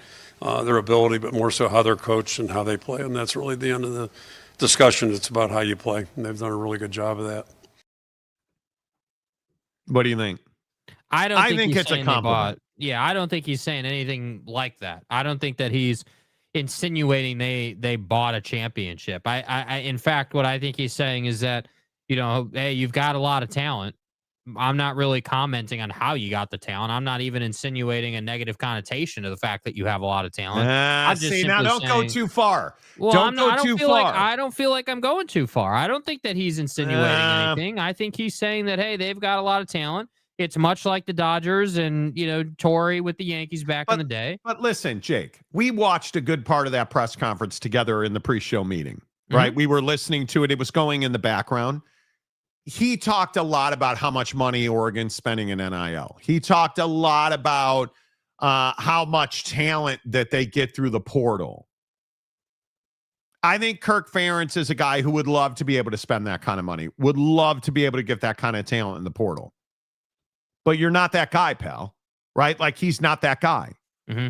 And I think this comes up a lot when we talk about Danimal, right? Like, your guy, Danimal. Yeah. This comes up a lot when Dan Lanning's talked about that he buys players, that they get a lot of portal, they pay a lot of NIL. He talked about how their defensive tackles are $1 million players, and you don't think there's any chance at all that that's what this is? Maybe it is. I don't know. I didn't take it that way. This comment on its own, I didn't take it that way at all. I felt like he was being genuine. I felt like he was just saying, hey, because what he said at the end to me is what stands out the most. It's not about having the talent, or it's not just good enough to have the talent. You have to go out and make the play, essentially, and you still got to go win the game. You still got to be good. And so, yeah, I mean, if he wants to, if he has jealousy or envy issues, that's on him. But I do agree that Dan Lanning, a lot of people bring that up. I mean, I could personally attest to the recruiting efforts in other sports, and it is vigorous. It is. Yes, it is. It is tenacious. It is relentless. And in some other sports, not named football or basketball, right? Where you don't have that kind of money to where you can go out and really do it big. It is literally, up at all hours of the night at sometimes of the year. It is literally, custom, everything from the graphics department to phone calls. That's what we sign up for, man. No, I know, but my point is that it's not a complaint. What it is I'm just saying that everyone wants to, and this is my issue. Everyone wants to criticize the Oregons of the world, the Ohio States of the world, these programs that are operating. So I said yesterday, right, about this money thing. It takes money to get in to the dance, if you will. But then once you're there, you got to win ball games. That money that Oregon spent didn't save them against Indiana. They got their ass beat by Indiana at home, right? The money just gets you on the field. You have to go and win a ball game. So to me, there's no such thing as buying a championship. It doesn't work that way. If you bought a championship, Texas Tech would be undefeated in the Big 12, but they're not. But it does buy you relevance. Wouldn't you agree with that? Relevance or notoriety, because there's a difference, right? I mean, Texas Tech, I feel like was vilified in the Big 12 in the offseason for what they did in softball with Nigel Kennedy, and then what they did in football with all these guys that they brought in. Everyone's like, oh, they're cheating. They spent all this money. Can you believe it? There's donors and all these guys and all this oil money. But then it's like, hey, well, now they're on the precipice of going to the Big 12 championship game here if they can beat BYU, and no one's complaining. No one's like, yeah, you know what? Like, it's just been a cakewalk. Because that's not what it is in football. Never has been. Never will be. Yeah, but Dan, I think... Is Iowa football relevant? No. Sure. Does he have I think I want to say he's won over 200 games in his football career. Like, his winning percentage is pretty remarkable. Nobody thinks about the Iowa Hawkeyes. No. And I'm not trying to be an asshole about it. Is Iowa football even relevant? One time a year, Iowa State. That's it. And my point is, I don't believe that Kirk Ferentz, as much as he has accomplished for Iowa, I would have made that change a long time ago. It is. But I feel like he is successful. Yeah, Steely. He is the all-time winningest coach in Big Ten history. But who are you going to go and get? What does that mean? What does that mean? Quite literally, what does it mean? It means nothing. Would you rather have Kirk Ferentz or Ryan Day? Well, Kirk Ferentz is the all-time winning. You're taking Ryan Day. Would you rather have Ohio State? Would you rather have Sig? I'd rather have Sig. But here's the deal. Those guys wouldn't go to Iowa. That's the problem. Well, he's also been there 5,700 years. No, I know, but even if they did whack him, who wants to go and coach at Iowa? With all due respect, what's the sales pitch? Oh yeah, I mean, we held on to Kirk Ferentz for 50 years too long. Sorry, dude, our bad. By the way, we don't want to pay you a huge buyout. So what do you want to do here? Yeah, I think it is. I think it's tough. I think we have to stop vilifying. I think we have to stop vilifying people for buying championships, because if you're not going to win. And I think, I look at Texas Tech, I think it's a really pertinent question. Is Texas Tech a national championship contender? No. The answer is no. They're not. You would love them to be, and next year I think they will be. I think they're a year away. I think you have got to go find a quarterback who can throw you to a national championship. But even with the CFP predictions, right? All the projections, and everybody and their mom has BYU and Tech in the CFP. And so people are saying, oh, well, if they're in the CFP, aren't they a national championship contender? No. Not really. No. Was Boise State a national championship contender? No. Was SMU a national championship contender? No, they weren't. So I don't think that just because you're in the CFP, that doesn't make you a national championship contender. I don't think we know. I think that's a harsh reality, frankly. Yeah, it is. But the difference is that if you get into the CFP, you've had a hell of a year. That's a long-ass road just to get there. That's a great year by pretty much everyone's standard except the 1%ers in college football. Most notably, Bama, Georgia, and Ohio State. And Oregon was devastated to lose last year. Yeah, it's a disappointing year for Oregon at 13-0. Disappointing year to lose like that. That's unacceptable. So that's why I say this narrative of hey, Dan or Joey or or Sark or Lane. But I think if you listen to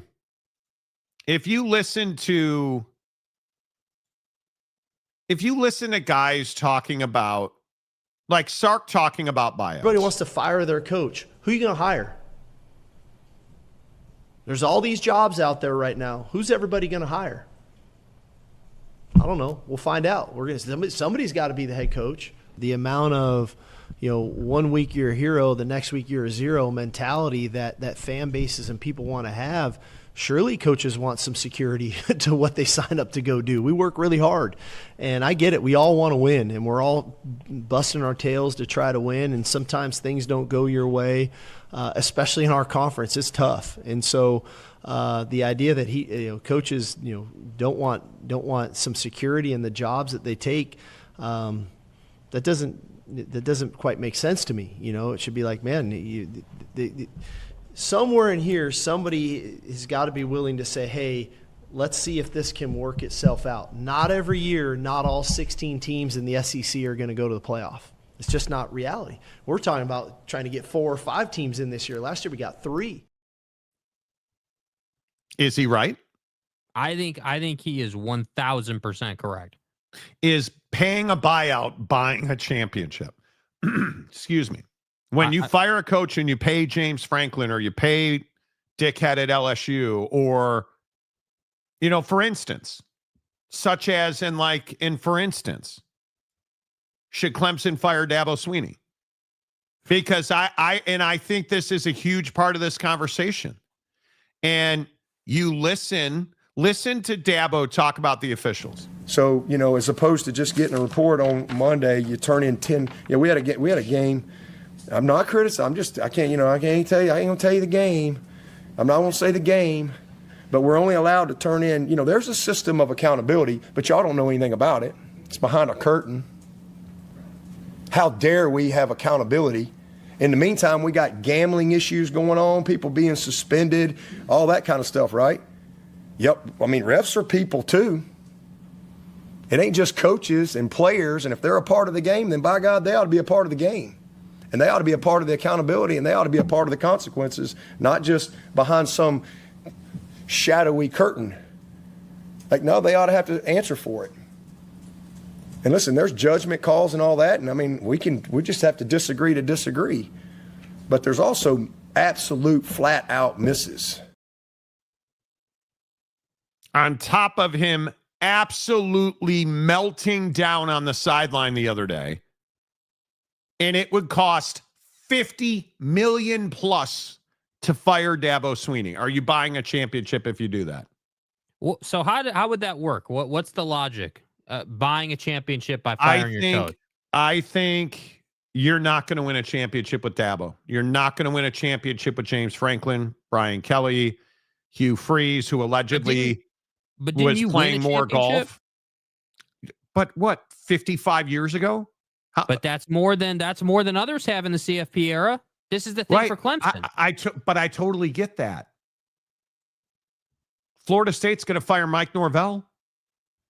They're going to get one of the best coaches available at Florida State. If you're Clemson, and I guess this is the question: if you fire Dabo Swinney today and you pay him $50 million, where does your job rank? What's the number one open job in college football? LSU, Florida. It's those two, no matter who you ask. So where does Clemson rank? Penn State or Clemson? Clemson. You would take Clemson. You would take the job at Clemson. ACC path is easier. Don't have to see Ohio State. Don't have to see Oregon. Don't have to see Michigan when they're good. Don't have to see SC. And don't have to see Washington, because assuming Jed doesn't leave, but I think that's 50-50. You would... Well, hear me out, right? So everyone goes right to, okay, well, why would you take an ACC job over a Big Ten job if you're a head coach? Okay, well, let's think about who'd be taking the Clemson job if it were to come open this cycle, which I'm not convinced, mainly because of what you just said. Hey, it's $50 million and there's a bunch of jobs open. So it's because we're at a point now, and I'm going to get to what I was going to say, but I just want people to understand. We're at a point now where a job like Clemson, like the university and the brass there, the chancellor, the president, the AD, all those guys, they got to start to consider, okay, well, hey, now it's not just about the money, right? Like I'm assuming that Clemson and their boosters have the money, but it's not about that, right? It's now about, hey, okay, let's say that we do pull the trigger and we fire Dabo either now or at the end of the year. I'm a firm believer if you do it at the end of the year, you're an idiot.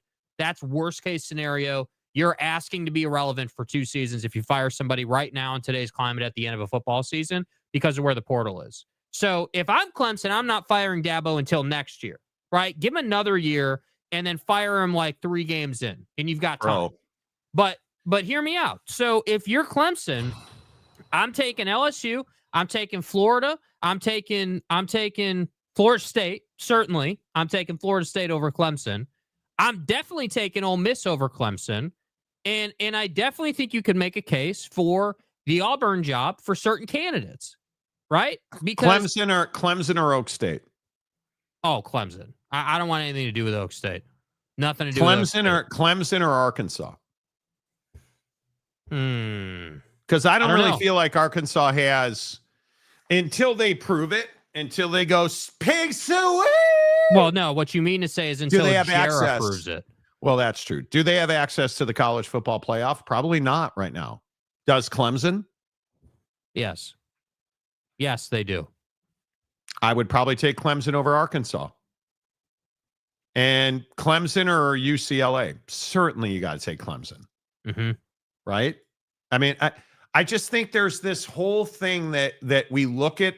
I think firing a coach and paying the buyout is buying a championship.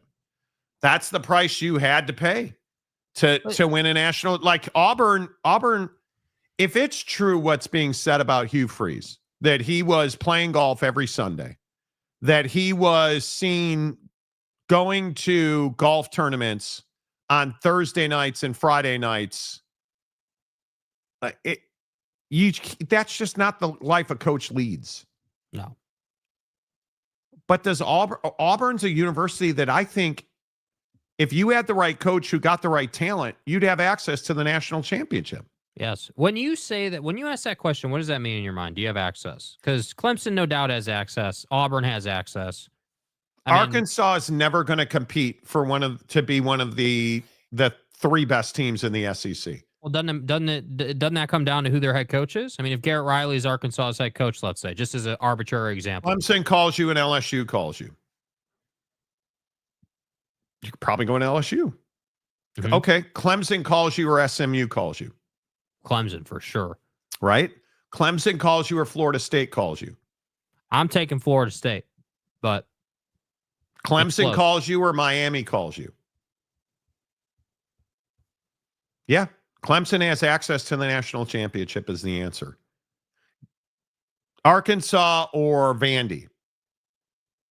Boy, that's tough, dude. See, if I am a quarterback and I'm picking an SEC school and it's down to Arkansas and Vandy, I'm probably picking Vandy. Well, right now you're picking Vandy, but this is my point. See, that's the question. We're dealing with the right now.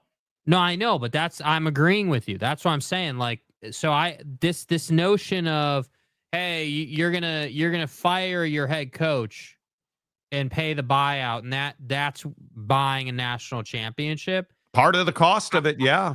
I mean, I you disagree with that? Well, I agree. It's part of the process. Like LSU wins a championship in 2 years. Yes, then sending Mr. Family douchebag guy out of there was part of the process, right? I mean, that was, you had to take that step. But again, let's talk about LSU. I mean, the Jets, and can they get the job done? So God, you're such a dick. Yeah, that is such a bad thing to say. Oh my God! But it's true. It's true. You haven't won since Edo in his tan ass head allowed his girl onto the football field. So you haven't been that guy in going on 5 years. We're approaching I mean, Clemson territory. Jets. I mean the Yeah. So you've now fired BK. You've got the governor ripping your AD, who then got fired. Now you've got the you've named a new president from McNeese State, I believe it was, right? McNeese is now the president at LSU. So we're going downhill here if you're LSU, but here's what nobody wants to talk about, bro. Okay, great. You fired BK. You're getting your brass in order. You're not going to be good for 2 seasons. Let me just tell you. You're not going to be. I think the biggest issue at Clemson right now is Dabo Swinney. And I'm hearing about how South Carolina is pulling talent. You're Clemson. In God's name, image, and likeness. The Cox shouldn't even be on the. And this again, but this is exactly what I was saying about LSU. LSU doesn't have another P4 team in the state. I mean, do you guys understand? And he still couldn't recruit. Precise. Well, no, he has talent. They just didn't develop, but it doesn't matter. Do you understand that kids from New Orleans, Baton Rouge, Louisiana, all no competition. And Dabo had the market cornered and couldn't execute. I don't know. My point is, I think Clemson's a good job. Is it LSU? Absolutely not. Is it Florida, Penn State? But if Clemson fires Auburn, Dabo, absolutely who are not. they going to get? Who are they going to get? So if you fire Dabo, who's won what? Well, 2 isn't national Buddy championships? isn't Buddy already in the building? I mean, you look at and maybe I just overvalue Garrett Riley. Okay, maybe that's me. I'd hire Garrett Riley. Okay, if you hire Garrett Riley, then I like that you fired Dabo Swinney. Absolutely. I'm going to save money. Yes. Right? It's why, like, when I look at 9 out of these 10 jobs ought to hire Garrett Riley or Will Stein. So then by that logic, and this is what fascinates me about this cycle, right? So by that logic, if Clemson is thinking, okay, we're going to fire him and, get Garrett Riley and here's our head coach. Why didn't you fire Dabo already? You can't tell me it's a money $50 million. issue. Come no, on. it's I think it's absolutely a money issue at Clemson. Come on, bro. Bro, they have not been relevant. And I understand they went to the CFP, but you had to share a lot of that money with the ACC. Agreed. Yeah. Listen, and this goes back to Kirk Ferentz. I was not relevant. It goes back to how bad you want it, dude. If Clemson actually wants to win, then you need to pay the $50 million. Do it. Like, we all know you're payment planning that thing, and you're not paying interest. So stop complaining. It's part of doing business. You want to be relevant. You want to, you are, and again, here, you liked my Jets comparison. Let me go one step further. You were happy to spend a bunch of money on the back of Florida State in your legal pursuit. What? Now you don't have the money to pay for Dabo's buyout to be relevant again? If that's the excuse, it's unacceptable. I mean, it's just a flat out unacceptable, dude, that you would continue to suffer in mediocrity because dude doesn't want to use the portal and thinks that he's sliced bread still, because he's not. He's just not. And that's what I'm saying. It's bad management. So again, if you're Garrett Riley and Ole Miss is open theoretically, because everyone, we're assuming Lane's leaving. Theoretically, Ole Miss is already open behind closed doors. Like, what job do you want? Like, you have your pick here. And by the way, I'd still point out, Penn State is still paying James Franklin. Like, how many days are going to go by before Penn State gets a hire done? I don't know. If you got to pay Dabo $50-60 million to get rid of him, I just don't think they will. And I think when you look at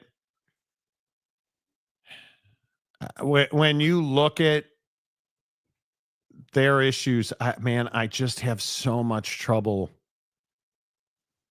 I have so much trouble thinking that they would do that. That's not who Clemson is, but it is what it is, man. Clemson CFO left to Utah because their culture issue in the administration. Yeah, Tony Wagner. Yeah, maybe. But that's not why they're not winning football games, dude. If you go young, you won't have a potential big buyout, and that can be your temp solution while the current dust settles. And he's a great recruiter. Yeah. It's a great recruiter. Oh, God. Dana Marie, I love how Monty is thinking Garrett Riley deserves a promotion. All right. Add Garrett Riley to the blacklist. Fitty Gurr. Yeah. Yeah. I wish it was Fitty Gurr. The head coach is the best CEO, not most effective assistant middle manager. Yeah, you're not wrong about that. I would hire Dabo at Oak State and have Zach Robinson as his OC. You think Zach Robinson's going to come back to be an OC?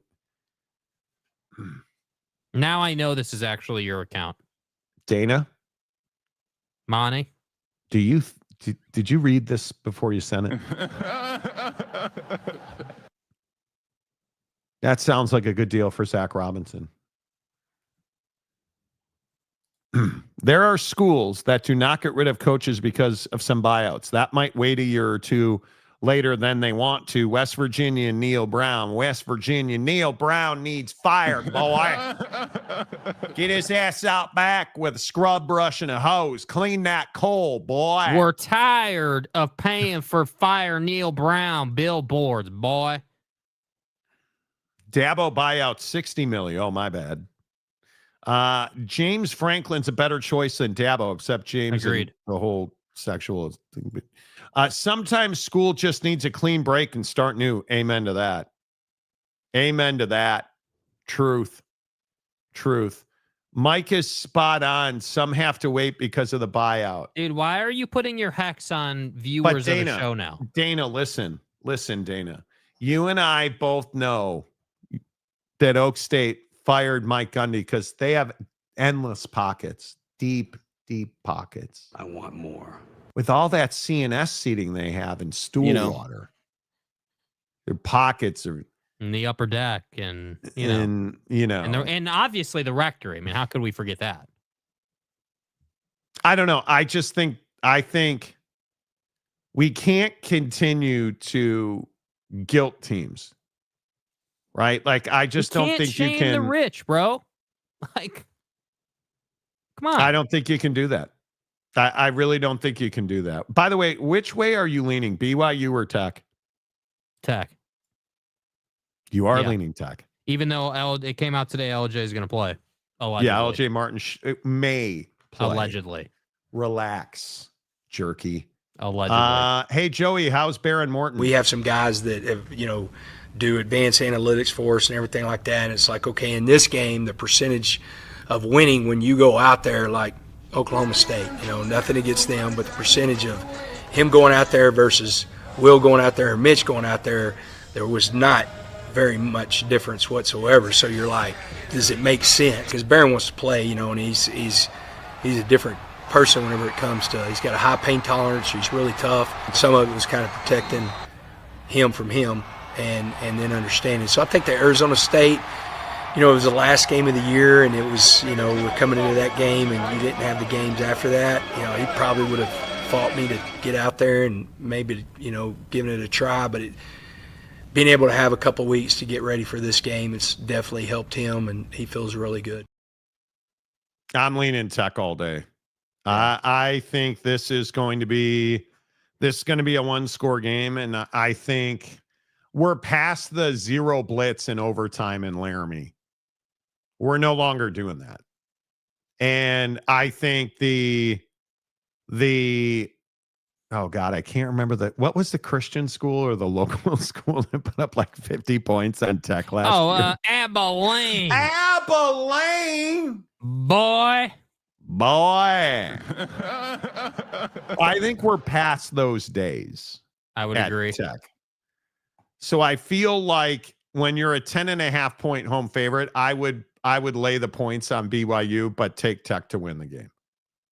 Yeah. That's what it feels completely. like. And yeah, I'm really, my focus this week, honestly, is going to be really trying to understand how good or bad Baron Morton is.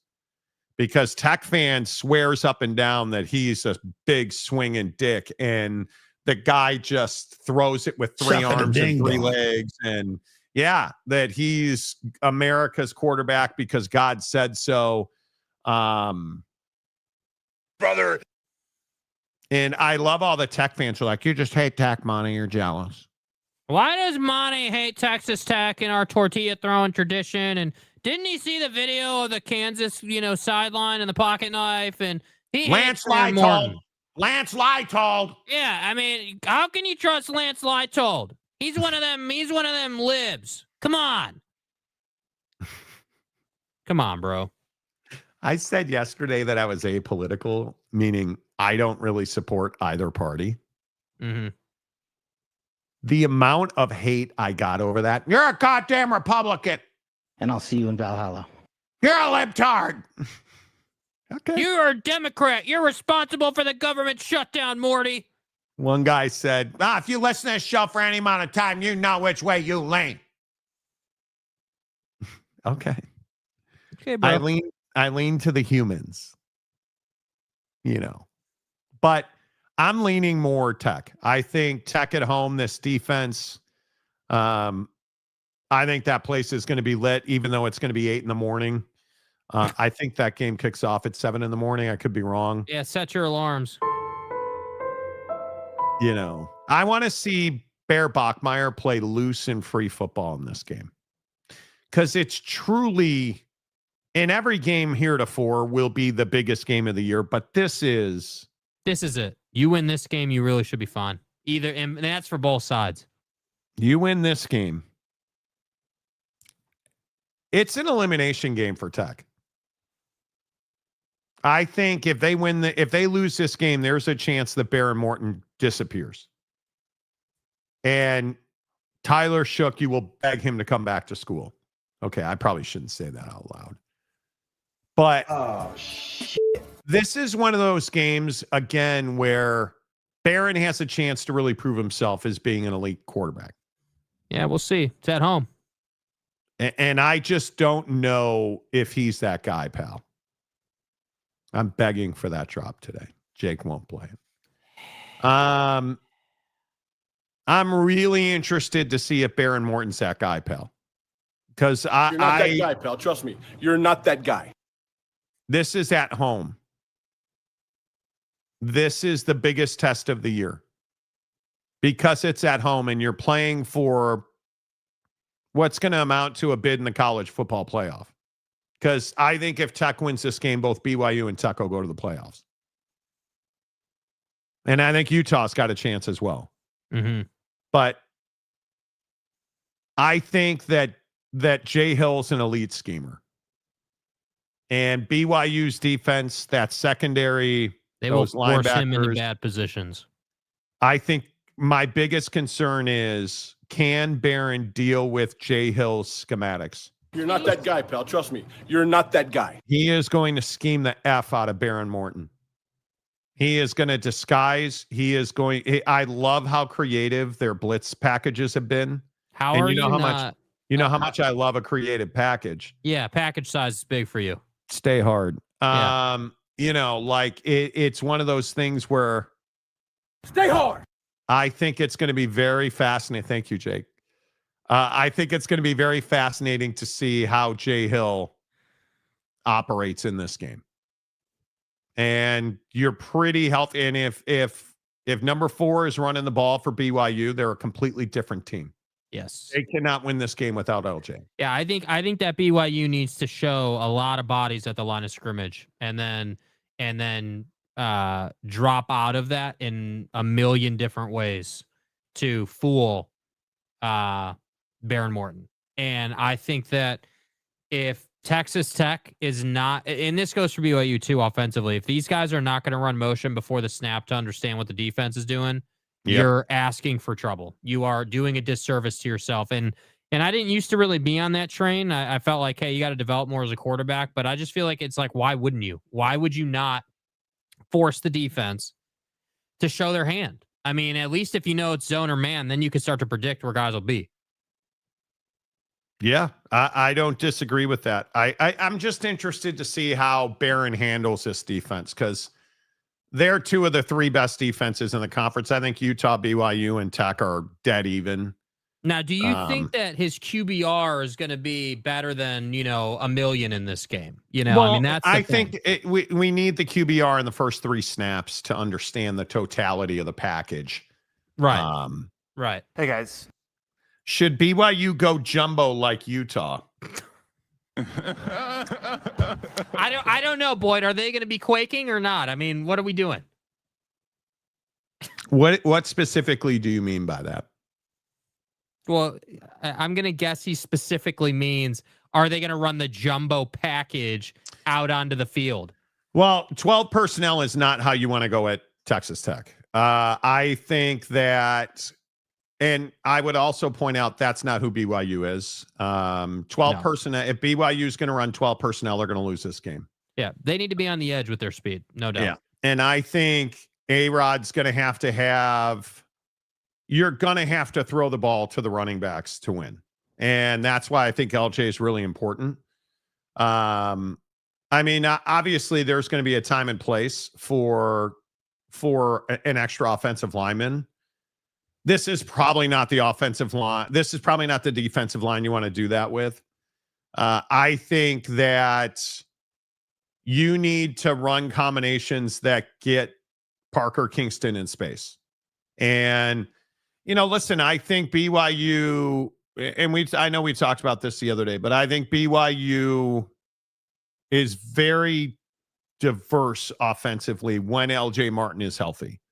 And I think when you look at the way that they use Bear right now, Bear has a very condensed set of route trees he can operate in, because he tends to panic outside of that 3-second window. And it's why they do much better in RPOs. And you don't want to be in 12 personnel in RPO because you need a lot more space, in my opinion. I look at Parker Kingston. I look at Chase Roberts, frankly. I would really like to see them throw the ball to LJ more if he's healthy and if he's able. I'd really like to see them do that, because some of the schematics on LJ are really interesting. But if we look at the Iowa State game, for instance, and you go back and you look at some of the ratings and numbers coming out of that game, I don't think there's any doubt that somebody is going to have to, and maybe it's Carson Ryan. I could absolutely see Carson Ryan doing that. Somebody is going to have to emerge in the soft spots in the zone, because I think Tech is going to have to play zone.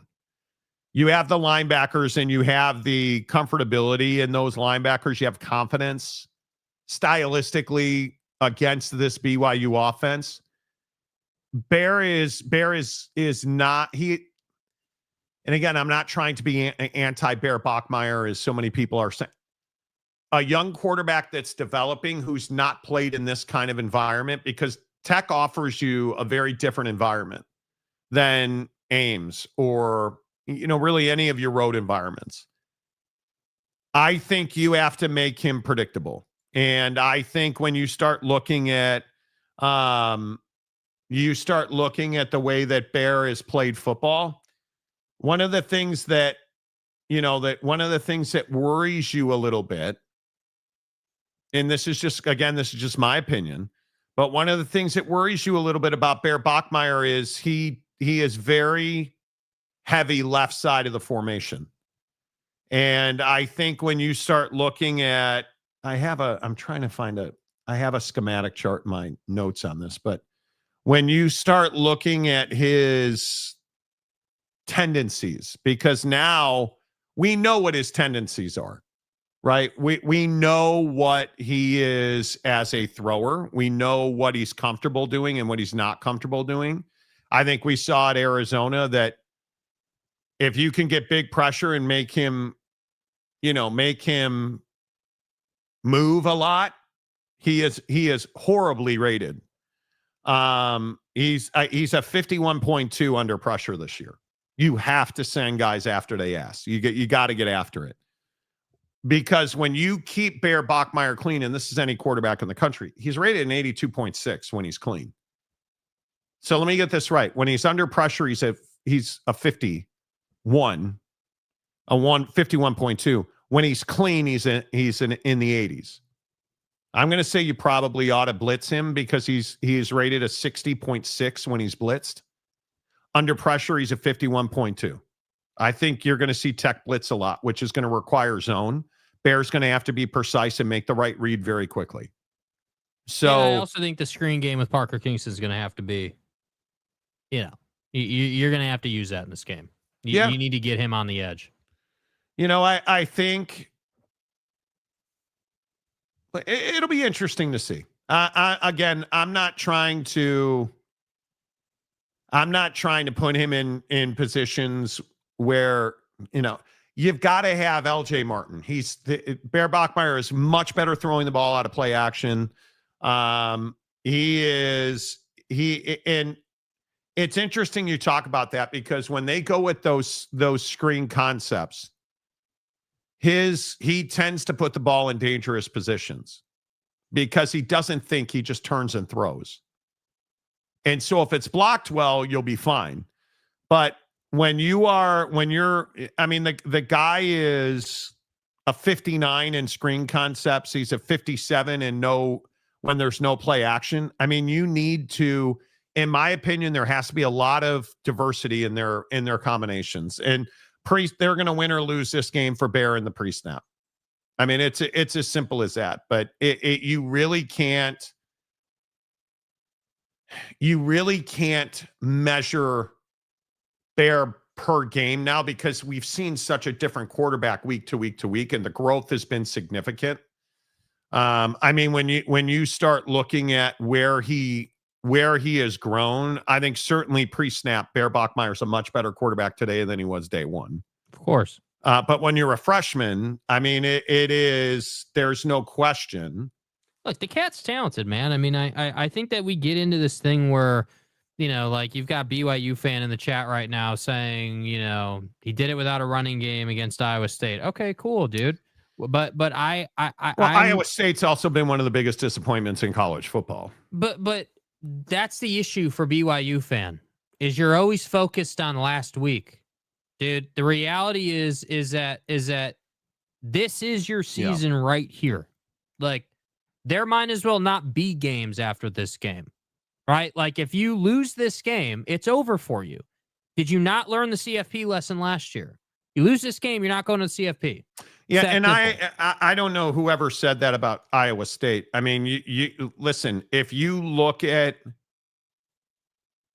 I think when you look at Bear, and I've seen every one of those snaps against Iowa State, I think when you start really getting into the way that he played, and you look at the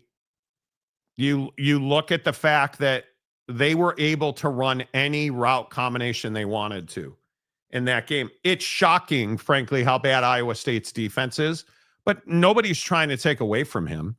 I think that every game has been a different quarterback for BYU. You just don't know what he is or what he's going to be. And I think it's going to be a matter of is JoJo Phillips playing in this game? Is LJ is supposedly going to play? Well, how healthy is he going to be? How capable is he going to be? I am telling you, to win this game, you got to throw the ball to LJ Martin. And it's not something Aaron likes to. A-Rod does not like throwing the ball to LJ Martin. I mean, you can just see that based on the way that they use him. But you gotta find a way to put against a defense with this kind of tenacity. And I know BYU fans probably going to lose their shit. He is an awful quarterback when there is no play action read. Because what that specifically means, when LJ is not lined up behind him and he does not fake that handoff and pull that into a pass, there's nothing for the linebacker to understand other than because Bear's not a guy who's going to be 3 progression deep. They simply don't have that in their offense for him. So when you look at his struggles without play action, when you look at his struggles in screen concepts, when you look at his struggles, especially in the A-gap blitz, when defensive line twists, he's rated a 46 against a stunt or a twist through the A-gap. Well, that's one of the most difficult plays to diagnose as a quarterback because it's in your face and you're not looking at that. And I hope people understand that. Like when that defensive tackle twists, or what that means is steps back from the end and runs in through the A-gap. I mean, you're in the quarterback's face and he doesn't even know you're coming. Like it just isn't part of BYU's offense to let him stand back there 3 to 5 seconds, diagnose the defense, and read 3 guys. You're not going to do that. And the good news is your 2 best receivers, and I think 2 of the best receivers in the conference, those are the guys that are getting the majority of the targets. Yeah. So you're not asking him to read 3 guys. You're asking him really what their concepts are is, hey, this is designed to go to Parker in this formation at this space. Right? So if you watch Bear, he's not reading the defense. He's reading his wide receiver. He's keen on his wide receiver. I don't even have a problem with, generally. No, not right? at all. Like, I don't have a it's problem really with that. good football. Yeah, it's really good football. I think it's smart to keep it simple. To be a 1 or 2 read look every time. Hey, this is option A. If it's not there, you're going here.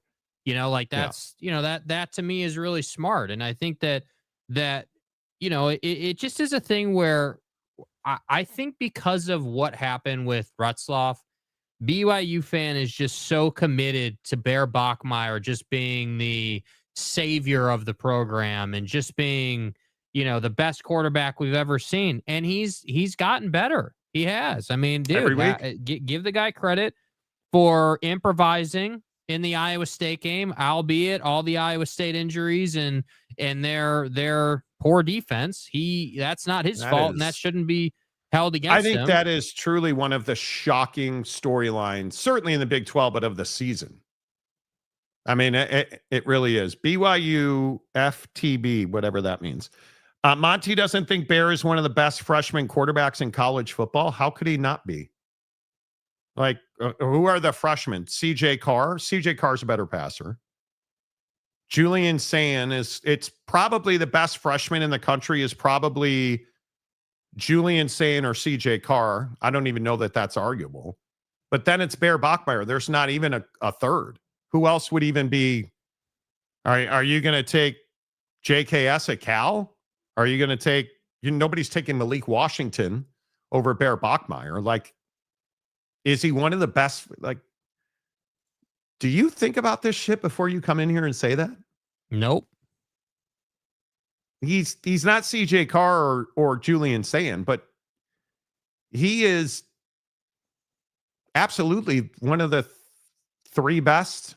He's the 3rd best freshman quarterback in the country. I would say, and I don't want to get too far. I would need to look at. I mean, the only other, and it's going to take me a second to find, but the only other guy that you can really Mason Henschel at Pitt comes to mind. Bear's better. Bryce Underwood. Bears just performed at a much higher level than Bryce. I mean, Bryce is not. I wouldn't put Bryce and Bear Bachmeier in the same conversation. The kid at Hawaii. Oh, this is why I don't talk off the top of my head because I can't think of his name. But why do we? Why does it need to be like? What's the point of this? Like, what are we doing? Well, the point is, but this is bitter ass BYU fan because I'm not going to lay down and say that Bear's the greatest freshman quarterback in the country. He's not. I would take CJ Carr and Julian Sayin every single day over Bear Bachmeier, and anybody else would. You can ask Aaron Roderick; he's taken CJ Carr and Julian Sayin. Yeah, it is. I'm not going to sit here and throw Bear Bachmeier as this great quarterback because he's not yet. He's not supposed to be playing. He is not supposed to be your starting quarterback. You did not spend the entire offseason preparing him. So you expect the inconsistency that we've seen. Because again, paint the picture of Bear Bachmeier's season. It's a roller coaster, especially throwing the football. And you look at the concepts and the route combinations that they run for him. It's just a very different situation at BYU because they didn't spend the entire offseason preparing him to start. Until the whole scandal with Jake broke. And what I will continue to say is I think you'd be a national championship contender if Jake Retzloff was doing what he's doing at Tulane at BYU. You would be significantly better. You would be significantly better. Boyd Lake, I think Bear has actually been more efficient than Retzloff, which is wild.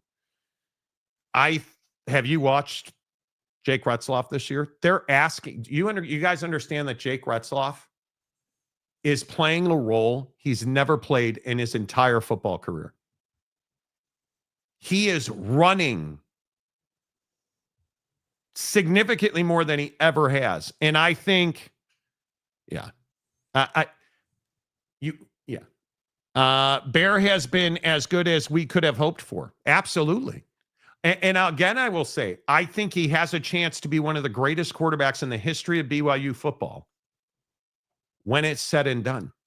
He is not the best freshman quarterback in the country. And anybody telling you that they would take Bear Bachmeier over CJ Carr or Julian Sand has no idea what they're talking about. And I think Julian Sand's the best freshman quarterback in the country. I don't even think it's close. Julian Sand has been amazing. And most people will tell you it's 1A and between him and CJ Carr. I watch pretty much every snap of both those dudes. CJ Carr still has those moments where you're like, dude, what were you thinking? Julian Sand does not. Julian Sand looks like he's been out there a decade. It's wild. Damn, Monty, put those knee pads on and get ready to do that throat expanding glazing technique. Right. It just, I think, and this is part and parcel of BYU's problem. Your media is so dishonest with you about what's happening on the field that you think that Bear Bachmeier is the greatest quarterback, the best quarterback in the country. Nobody's ever seen a better quarterback than Bear Bachmeier. It's just, it doesn't have to be that way. He is a ceiling for you this year. Because, again, he's a true freshman who was not prepared to be the starter. They were all in on Jake Retzloff.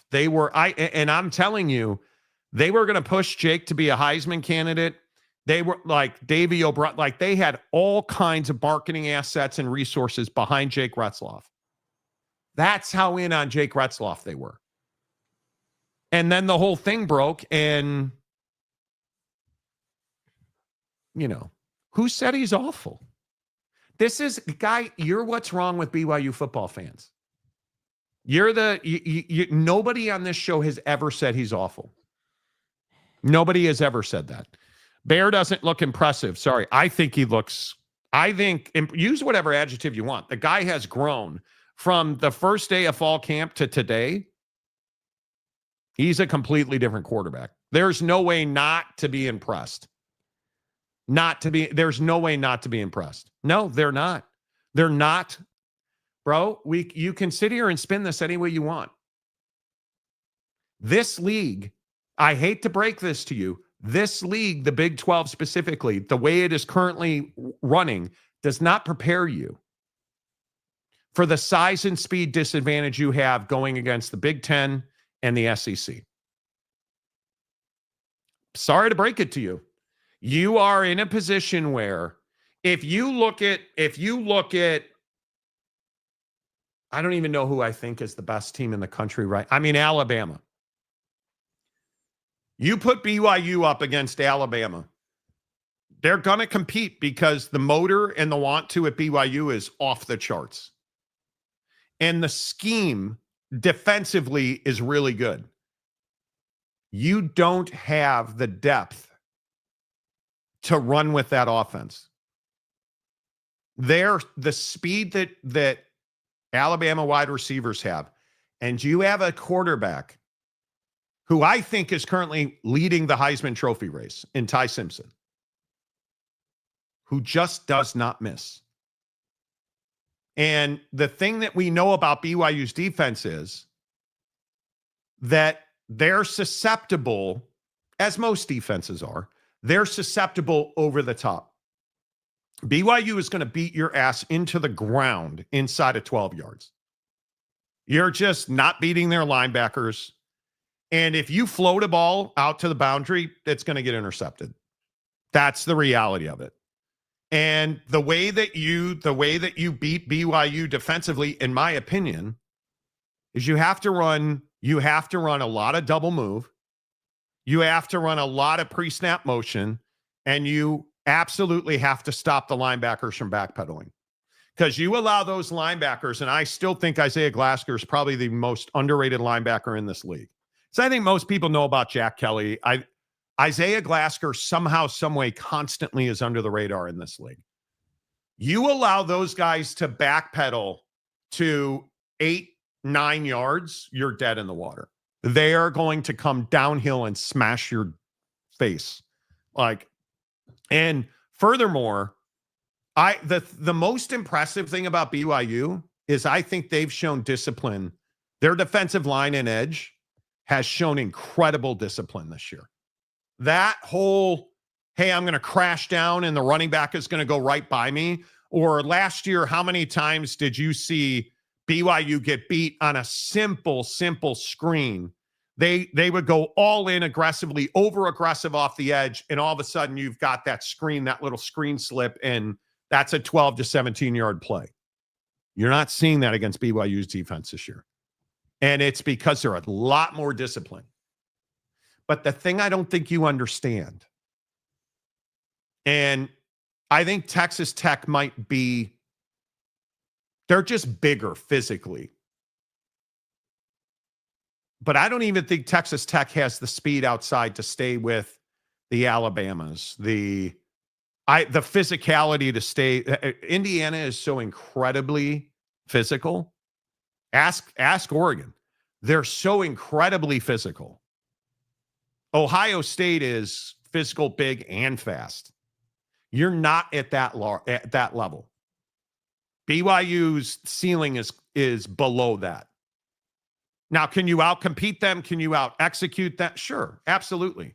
Could BYU stay with Notre Dame? Yes. Their wide receiver group?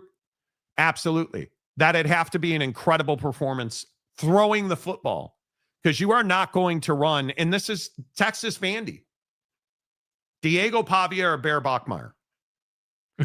Bear Bachmeier is not as good as Diego Pavia right now. And I do believe that Texas, after the game, walked up to Diego Pavia and handed him his balls back. And I don't mean footballs. That's the thing. Now, a year from now, because I think you're going to add multiple bodies on both sides of the line, and I think Bear Bachmeier is going to be a significantly better quarterback a year from now than he is right now. Well, let's find out. But a year from now, we'll probably be having a different conversation. But right now, today, do you truly believe playing football in the Big 12 at the team level? And if this is BYU, Texas Tech, Utah, pick your poison. Do you think any of those teams are being prepared to take on Texas, Bama, Georgia, or Indiana? Because it's certainly not Ohio State. And I don't even know that Ohio State is going to be able to stand up against the physicalness of Indiana's front. You're not competing at that level in the Big 12. And again, I'm not trying to be an asshole about it. I think it's one of those things where you just have to figure out schematically how to do that. And this is where we go back to, do I trust Aaron Roderick or not specifically? So I think it is going to be very interesting to see how this game plays out physically, because these two these two are going to, they do represent the best opportunity you have to put multiple teams in the playoff. Yep. You need, frankly, what you need, if you're the Big 12, you probably want Texas Tech to win this game. And then you want these two teams to win out and meet in the conference championship game. Because the playoff committee is not going to punish the loser of the conference championship game. They won't. No. And it's just one of those things where, again, and I love BYU fan. We have a ton of BYU viewership on the show, and I love it. I think when you look at this conference, BYU, and I know that BYU fan doesn't believe me. We talked about it after the Holy War. You're significantly better than Utah is this year. And you still, in my opinion, had issues dealing with a lot of the defensive scheme. Now, Utah just could not execute in that game. But I think you had a lot of trouble. Bear had a lot of trouble dealing with the disguise and the scheme that Utah ran, which is why he only completed 13 passes and averaged 7.5 yards, because what was he doing? Well, he was taking advantage of a Utah defense. It was incredibly over-aggressive. So everything was underneath, right? But you also ran for, what did they run for? 200 yards in that game, I think, BYU. And LJ was sensational in that game.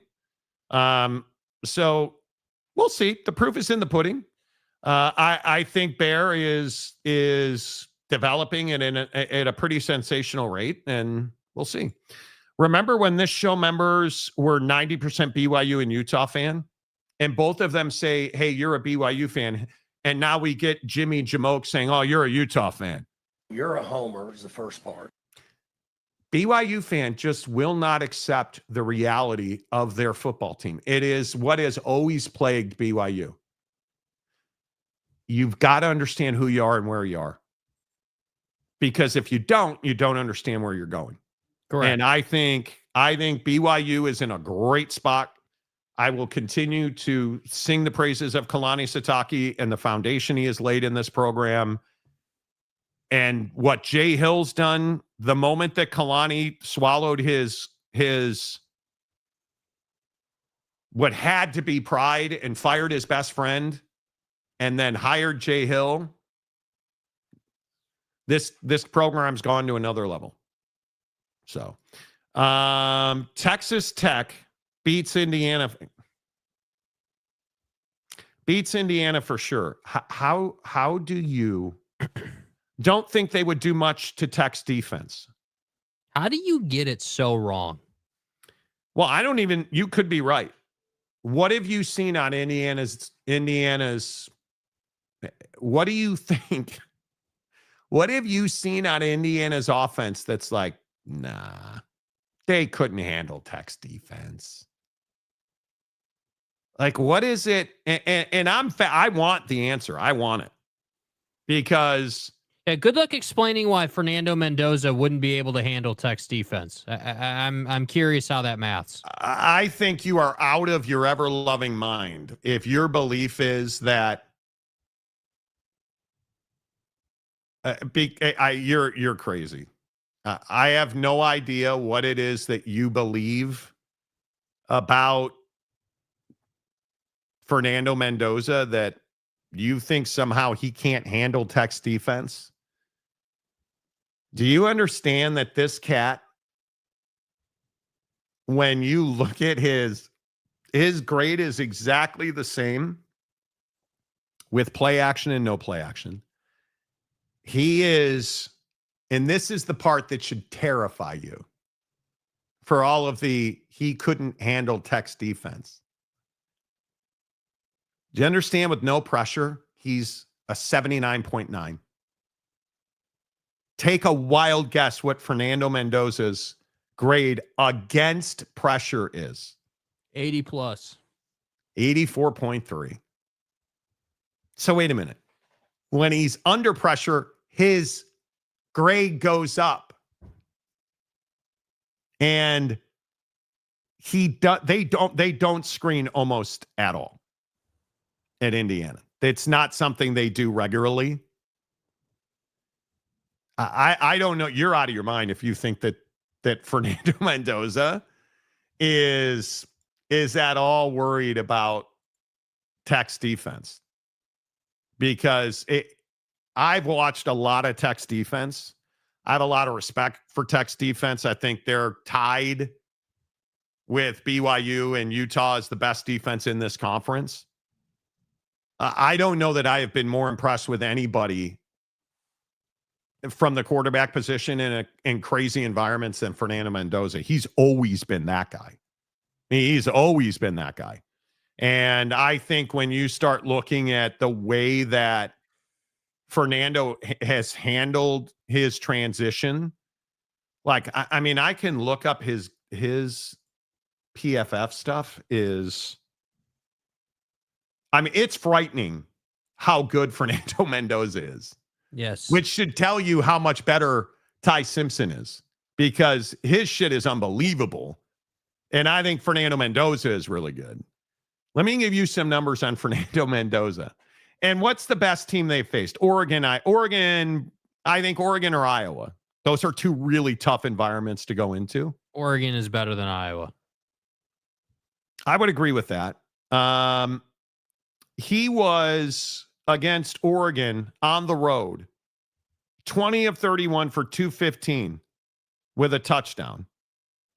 And if you look at the Iowa game at Iowa City, 13 of 23, he only threw the ball 23 times. And he threw 2 touchdowns and 1 interception and had that bomb for, what was that, 50-something yards. And he was rated in the Iowa game 161. 161. And then you start some of his other numbers that will just blow your mind. Do you guys know that his third quarter rating, and why your if you go look at a lot of quarterback rating, third quarter rating, not QBR, third quarter rating matters so much, because you've just spent time sitting with your coaching staff making adjustments. His third quarter rating is 207.4. So what does that mean? He digests it and he executes it. They give it to him, he goes out there and he executes it. And did I mention his because I'm also a guy that believes the middle 8 is where you win and lose football games. His second quarter rating is 194.4. It's wild to me. It's wild to me. And in the third quarter, he completes 80% of his passes. And in the third quarter, his dangerous throw rate, 1.4%. 1.4% of his throws in the third quarter this year have been dangerous throws that could have been intercepted. That is unbelievable. Yeah, he's really good. He is really, really good. So, I'm if your belief is that Texas Tech's defense is they haven't seen a quarterback. They haven't seen they haven't seen a Bear Bachmeier this year. They haven't seen a Ty Simpson, a CJ Carr, a Julian Sain, a Fernando Mendoza. Tech has not seen. Who is the best quarterback Texas Tech has seen? Hoover. Probably. I mean, if we look at Texas Tech, I mean, I know who the best quarterback they've seen is. Sam Leavitt. What happened in that game? Sam Leavitt's the best quarterback they've seen. I don't think there's any doubt about that. No, they haven't played TCU yet. Yeah, he's the best quarterback. You know what's interesting about Texas Tech? They've really only seen one real quality quarterback. And it was Sam Leavitt at Arizona State. And he was half dead. He's out for the year now. He was half dead. And Sam Leavitt was 28 of 47, 319 and a touchdown. And Jordan Tyson was 10 for 105 10.5 yard average, which is a little scary. And again, this is now maybe this is the blueprint for BYU. Rayleigh Brown ran it 19 times, 69 yards and a touchdown. Rayleigh Brown had 4 catches, 15 yards. And the Jordan Tyson touchdown, and I think BYU's uniquely built to do this. Run the back out, chip the defensive end, and have him come over the middle to bring Jacob Rodriguez in.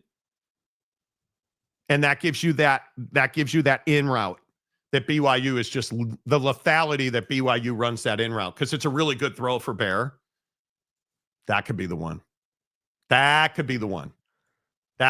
Jake, give me just which way are you leaning? Because BYU's a 10.5-point dog in this game. So which way are you leaning? Yeah, BYU's going to cover this number. I think that Tech is.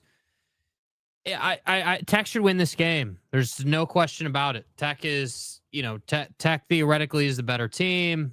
They obviously, they do have a great defense. Obviously, Baron Morton coming out party of sorts. And what I mean by that is like, hey, this is the biggest game of the year.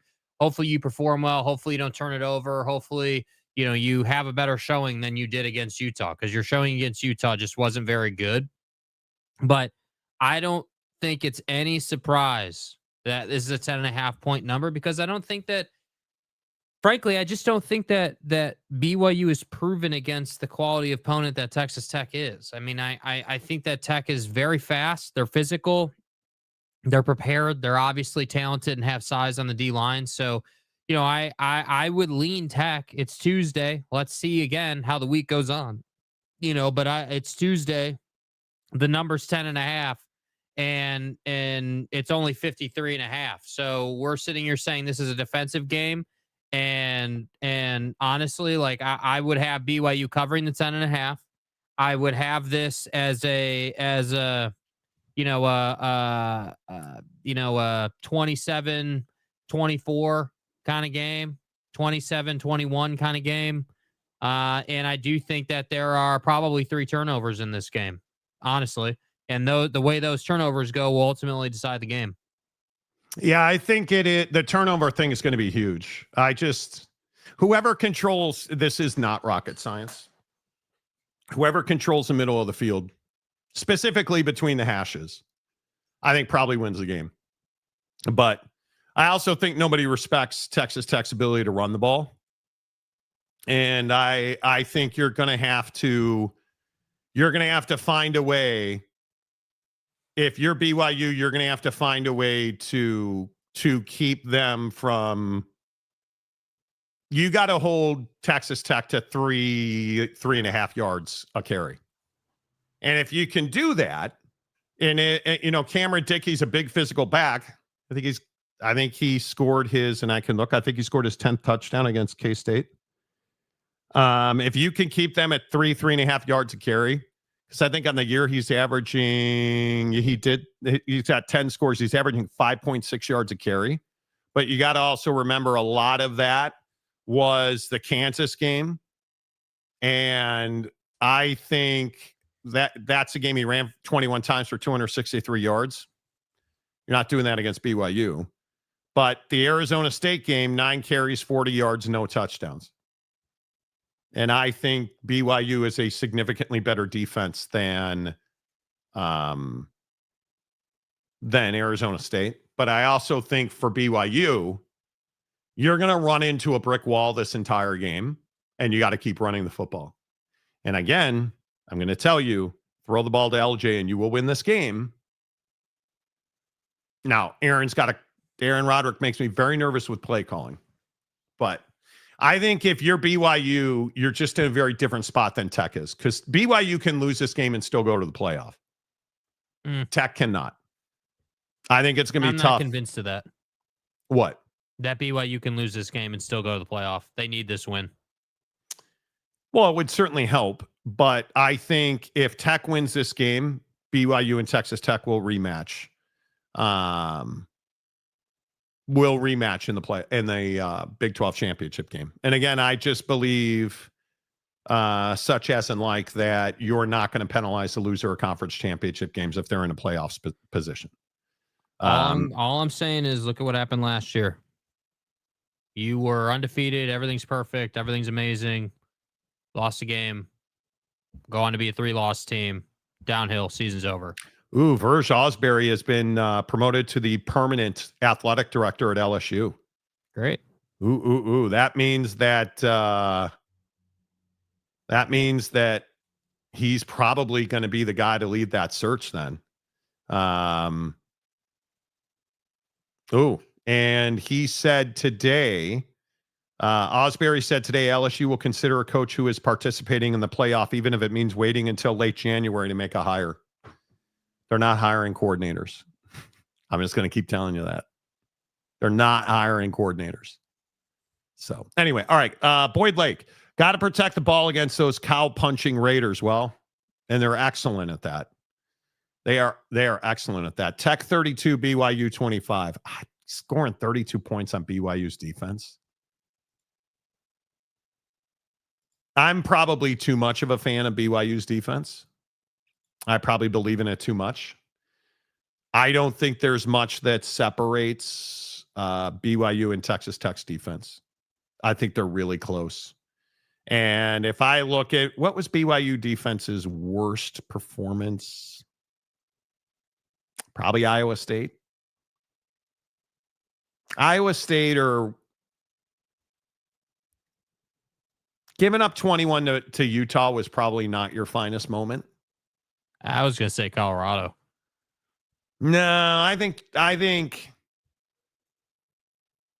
Arizona by far. But that was such a weird weather game. BYU's given up more than 20 points in this game. I mean, you just booked that. Like they're going to give up. They're going to give up less than 30, but more than 20. Well, maybe before dummy BYU fan came into the chat, but you believe Baron Morton's going to perform in this game? Yeah, it's at home. I have no doubt. He'll be fine. Yeah. I'll have an answer for you on that on Friday. I'm not certain that I want to buy into that. He can't afford not to. Let's put it that way. Yeah, but I'd like to see BYU and Utah both win out, so a Holy War Conference Championship game, but I don't think Tech will win this game. But I do think Tech will win this game. I don't think the problem is that if Tech loses one game,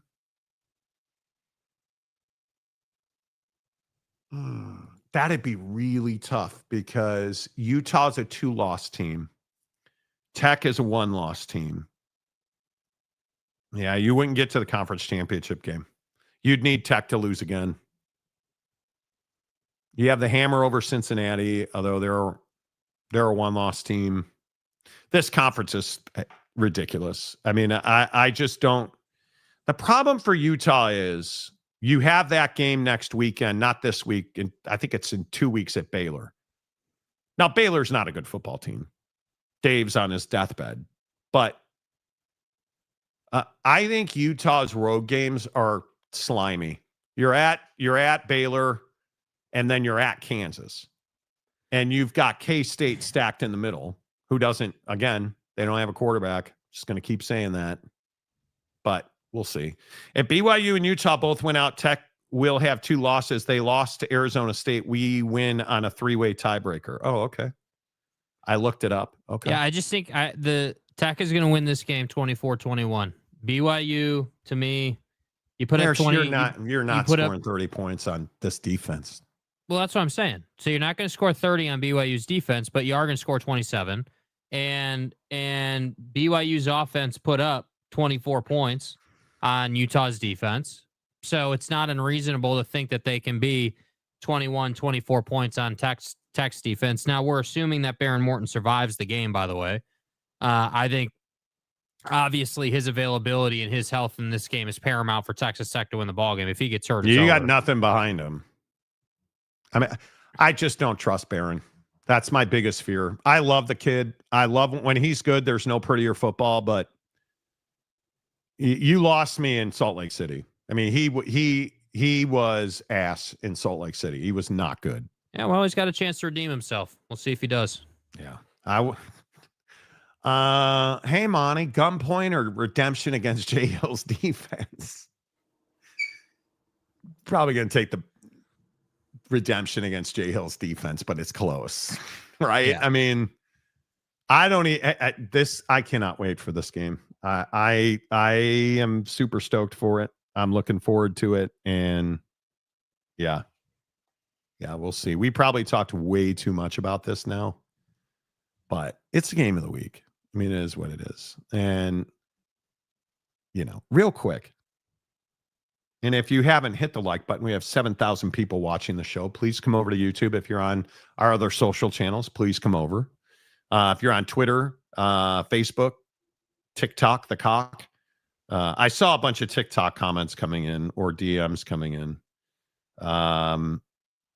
Kyle, who is probably the biggest Utah fan that watches this show. Kyle says, we lost to Utah for the third straight year, and I'm already fed up with BYU fan.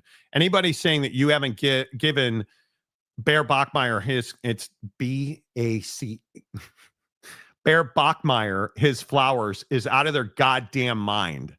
Get out of here with that. Well, and if you watch this show on a regular basis, you've heard me talk about Bear. And angry much, dude? Bitter much, bro? There is no hate like Utah fan hating on BYU fan. There is none. I still think it is the best. Don't be surprised if Tech blows them out. Okay, Danny, or Donnie, I'm here for it, Donnie. Describe to me how that would happen. Jay Hill. Do you know that Jay Hill, I'm off the top of my head, so don't crucify me. I don't believe in his time at BYU that Jay Hill has ever given up 30 or more points. He's given up 30 points twice in the last 2 seasons. That's it. Okay. I'd have to go back and double check that. But do you understand that they don't give up 30 points? They just don't. Their defense. And I'm guessing if you're a Tech fan, you haven't seen BYU at all. Their linebackers are as good as your linebackers, which you have not been able to say at any point this season. Legitimately, BYU's linebackers are as good as Tech's linebackers. Your defensive line is probably better. The edge and discipline on the defensive line goes to BYU. And then it's just going to come down to which quarterback is going to make more plays, which is where I think Baron Morton has a chance to win this game. I just want to put this in perspective, the 30-point thing, because it is true. You gave up 30 points last year. The last time you gave up 30 points for BYU's defense was last year, Oklahoma State, 35 points on October 18th. Oklahoma State, correct. Before that was the Stribling touchdown game. Yeah, that's right. Before that was the Lassiter touchdown. Yeah. Before that, it took overtime against, again, Oklahoma State, double overtime, and you gave up 34. But in regulation, before last year, you hadn't given up 30 points since September 16th of 2023 against Arkansas. Oh, come on. Fuck me. Like, they don't give up 30 points. You have to go back to the Arkansas game. Like, bro, I'm telling you now. I am telling you now. If you look at Tech and you look at the best defense Texas Tech has seen this year is easily Utah. And I think when I look at Utah, and I'd have to find my notes on that game. You had garbage time in that game. And the issue, more to the point, the issue in that game was Utah's offense was not good. And if you look at, I want to say Texas Tech had a massive time of possession advantage and turnover.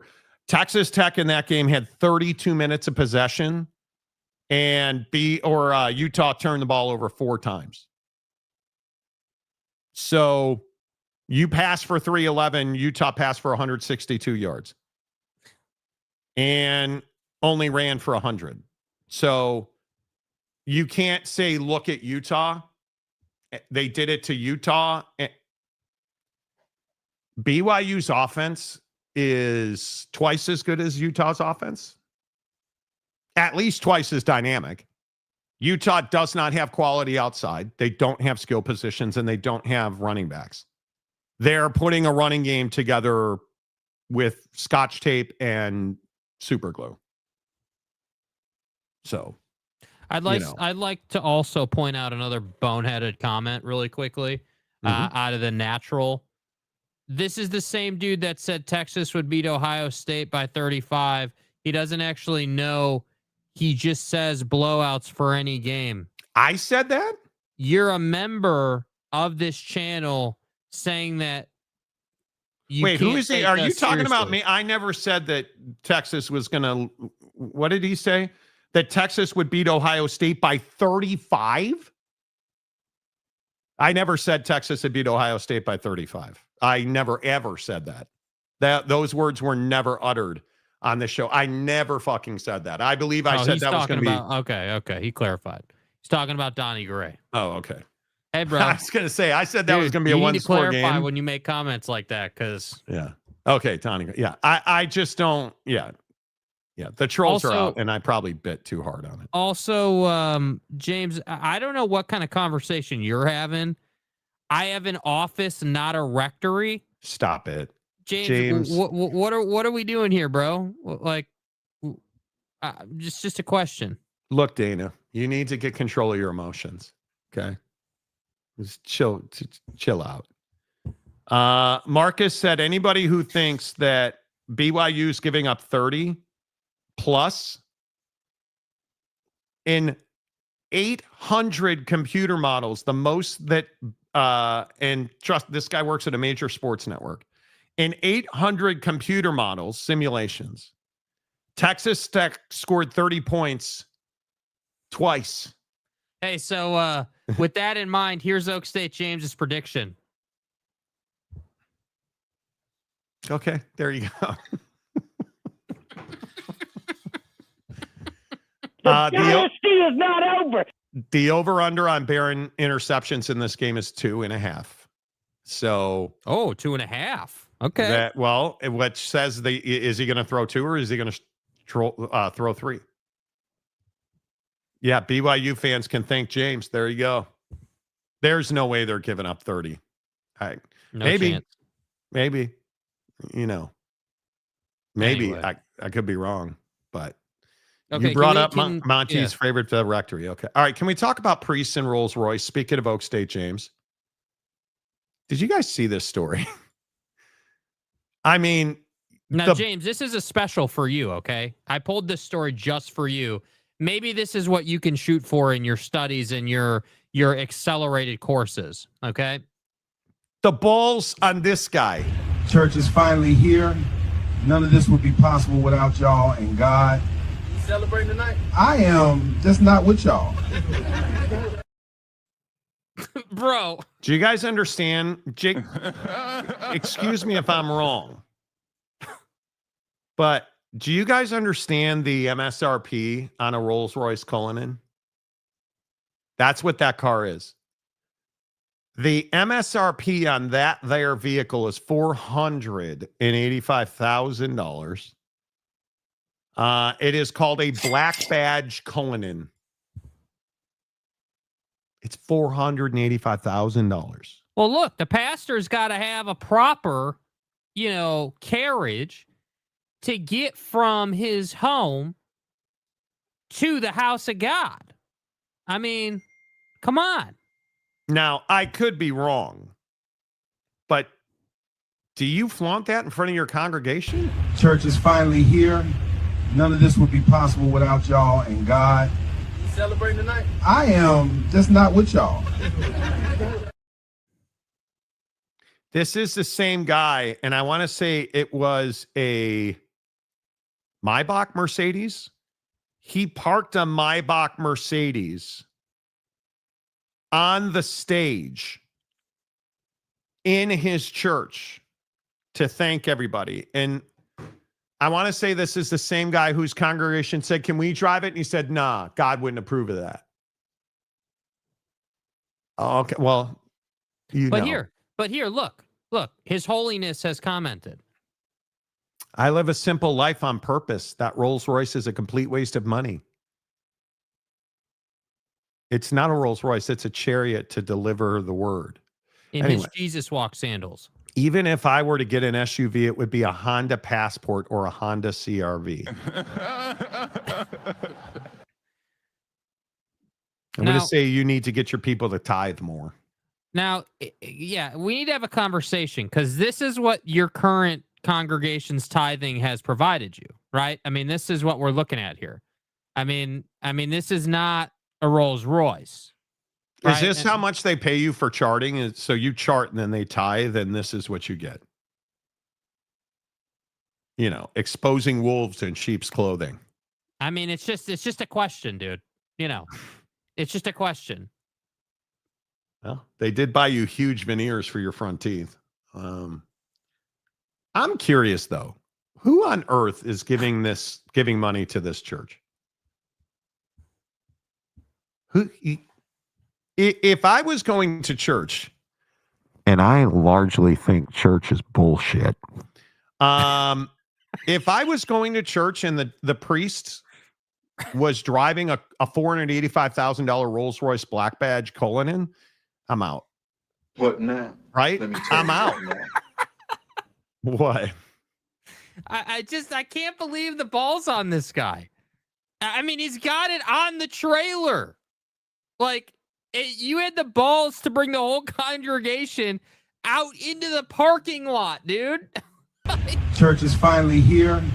None of this would be possible without y'all and God. You celebrating tonight? I am just not with y'all. Like, not with y'all. Come on, man. Because I know that God liked separation from his flock. You know. Who the f is that guy? My favorite Bible stories are when Jesus drove his Rolls-Royce on the Sea of Galilee. Well, Moses split the Red Sea, Marty, and they drove that black badge right through there. Wild. James gets NIL seminary money, just not as much. I mean, apparently. Yeah, apparently, dude. Healing lepers in his brand new Lamborghini. Did you guys see that the number one selling Lamborghini in the world now is an Urus? Yeah, it's embarrassing, dude. Their number one selling Lamborghini is now the Urus. It's and yet people continue to follow cults. This is what I hate about organized religion. This is why I do not believe in organized religion. I am somebody that very much believes that if you're spiritual and you believe in a God, you should believe in that God and you should be spiritual. If I got to give you money so that I can believe in my God, yeah, you can probably fuck off. That's not what we're about. Because I'm not doing it. I'm telling you now, it's stories like this. You guys remember Benny Hinn? You remember Jim and Tammy Faye Baker? Like all of the, hey, look at my mansion. What's his name down in Houston? Mr. It's flooding. We're not going to let people come to the church and stay at the church. Joel Osteen. Yeah, you remember that clown face? Ma, I can't have people in here. They might piss on the mahogany. Man of God. Sure, dude. Man, sure. Like it's ridiculous. You're in a world where SNAP benefits are being taken away by billionaires. You're asking us to give you money so you can drive a $485,000 Rolls-Royce. Yeah. And then you're pulling us outside to see your Rolls-Royce. That's wild. Yeah, Joel Osteen. You guys remember that when it was flooding and he held out and wouldn't open up the church? It's wild. Yeah. It's terrible, dude. Joel Osteen thrived for all man's sins. Exactly.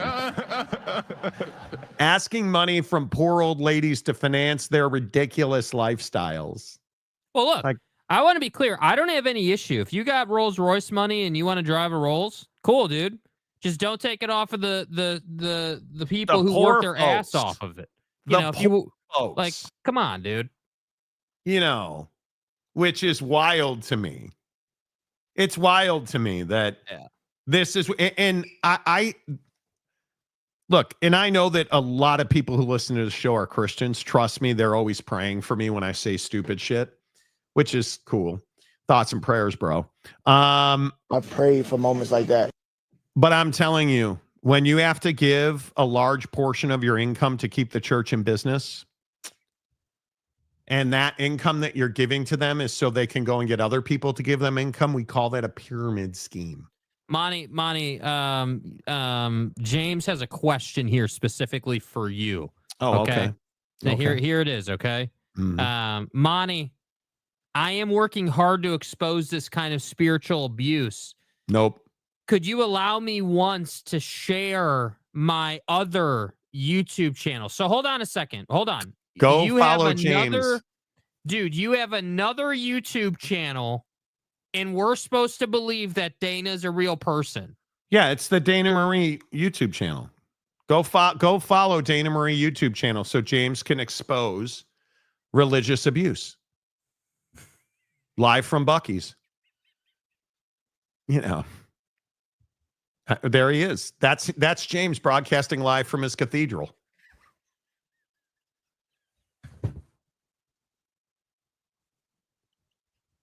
Jake, what is James's Instagram handle? Does he have Twitter?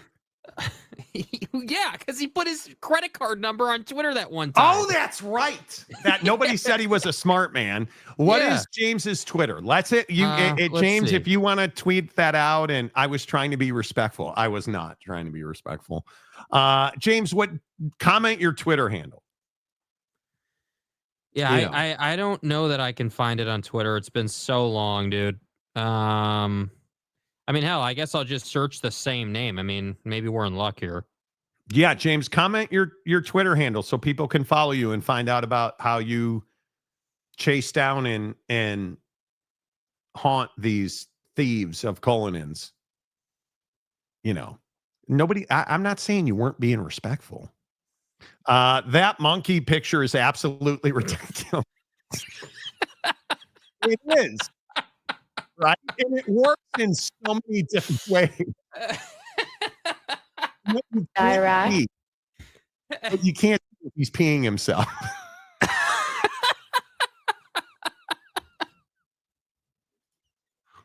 He's peeing himself. Hold on, let me drop a Montyism on you that I heard a million times as a kid. It's not what you tried to do, it's only what you did do, James. Okay? That's the difference, bro. Brother. I try That's the difference, and bro. you know, I want such as and like, and it you know, it's fine. Iraq. Paxton. Hello, Paxton. Monty, do the first playoff rankings tell the most? They don't. Here's my question. Who will be the highest ranked Big 12 team in the playoff ratings? Should be Tech. Yo, you think it'll be Tech? No. Yeah, because I just don't think. No, I don't think BYU gets respected. That's the problem, dude. And if they lose, I'm telling you, if they lose this weekend, they will not go to the CFP. I'm telling you, it ain't happening. They do not have enough respect nationally. I think if it were me, the ratings I wrote down last night, I would probably have Indiana. Who would be the 4 buys? I had Indiana, Ohio State, Texas A&M, and BYU as the 4 buys. I would have, man, that's tough. I would have Tech in. I'd have Tech like a 6 to 10 seed. Anywhere in there. I would have them in. My biggest question is, does Texas, Oklahoma, does Notre Dame make the college football playoff? I have them on the outside looking in today. I have Texas out. I have Oklahoma out. I have Miami out. I have Notre Dame out. Like, the teams that I think are really going to have to struggle here is like, who's the G5 rep? Who's the G5 representative? Like, because if I look at who's the first non-bye team, probably Alabama would be that would make them a 5. And if I look at my note on this, I would have Alabama 5. I would have Ole Miss 6. I would have Georgia 7, Vandy 8, and Tech 9, Oregon 10. And then it's really close between Louisville and Texas. And I think that is a razor's edge. Razor's edge. Because I have Notre Dame out. I think Texas is on the line, and I just think Texas has such a difficult road ahead.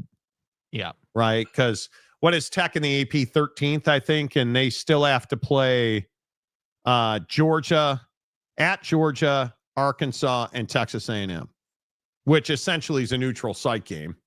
I mean, they're down the street from each other, essentially. I mean, Texas has such, but again, I think Arch played his ass off this past weekend. So, yeah, Paxton, I don't know.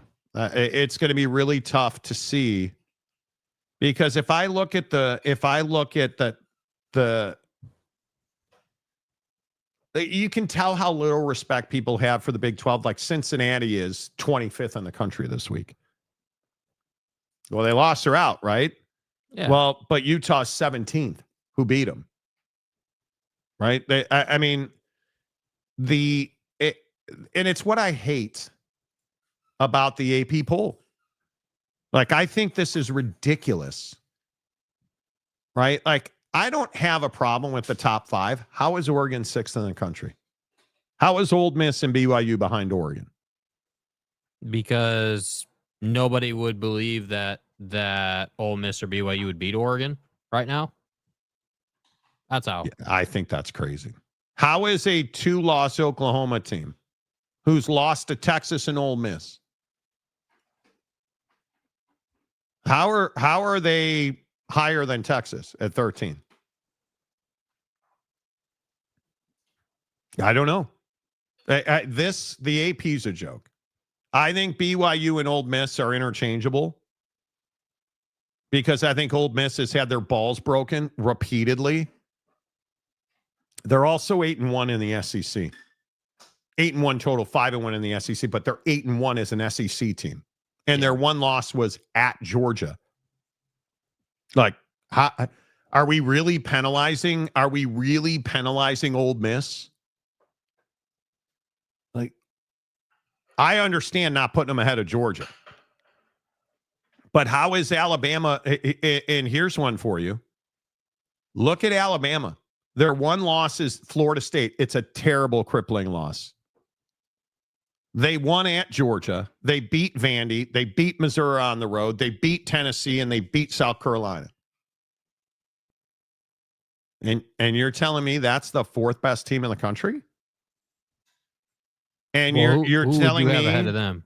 I would have them ahead of I would have them ahead of Texas A&M. Who I don't. Does Texas A&M have an impressive win? No, but they're undefeated, right? Yes, but again, are we going on undefeated? Okay, so they're ahead, or are we going on the best teams in the country? They're going on undefeated right now. Guarantee it.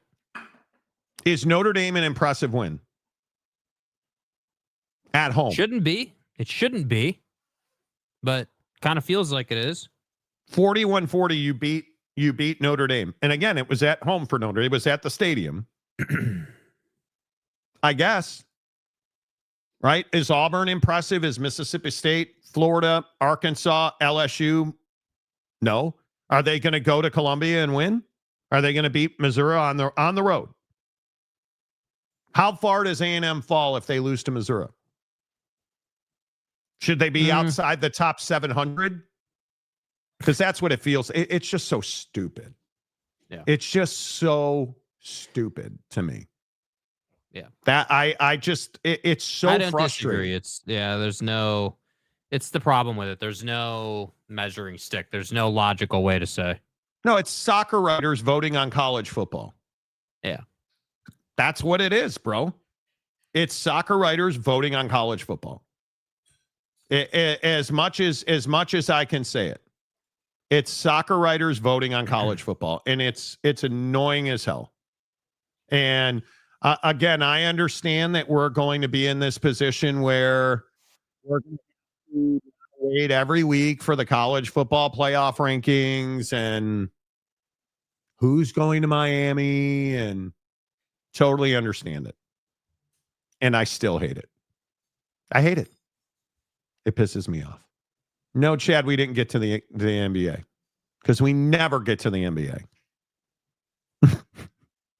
I can never talk NBA on this show. Blame it on Jackwagon Texas Tech fan. An over-exuberant BYU fan. I guess. I don't know. Yeah. We'll have full reaction to the college football playoff initial rankings in your rectum. Is that too much?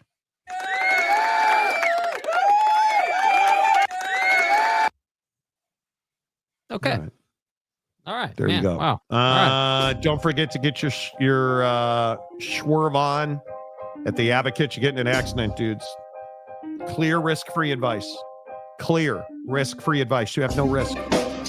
You don't pay the advocates unless and until they win your case. 24/7, 365, no matter where you are. Theadvocates.com.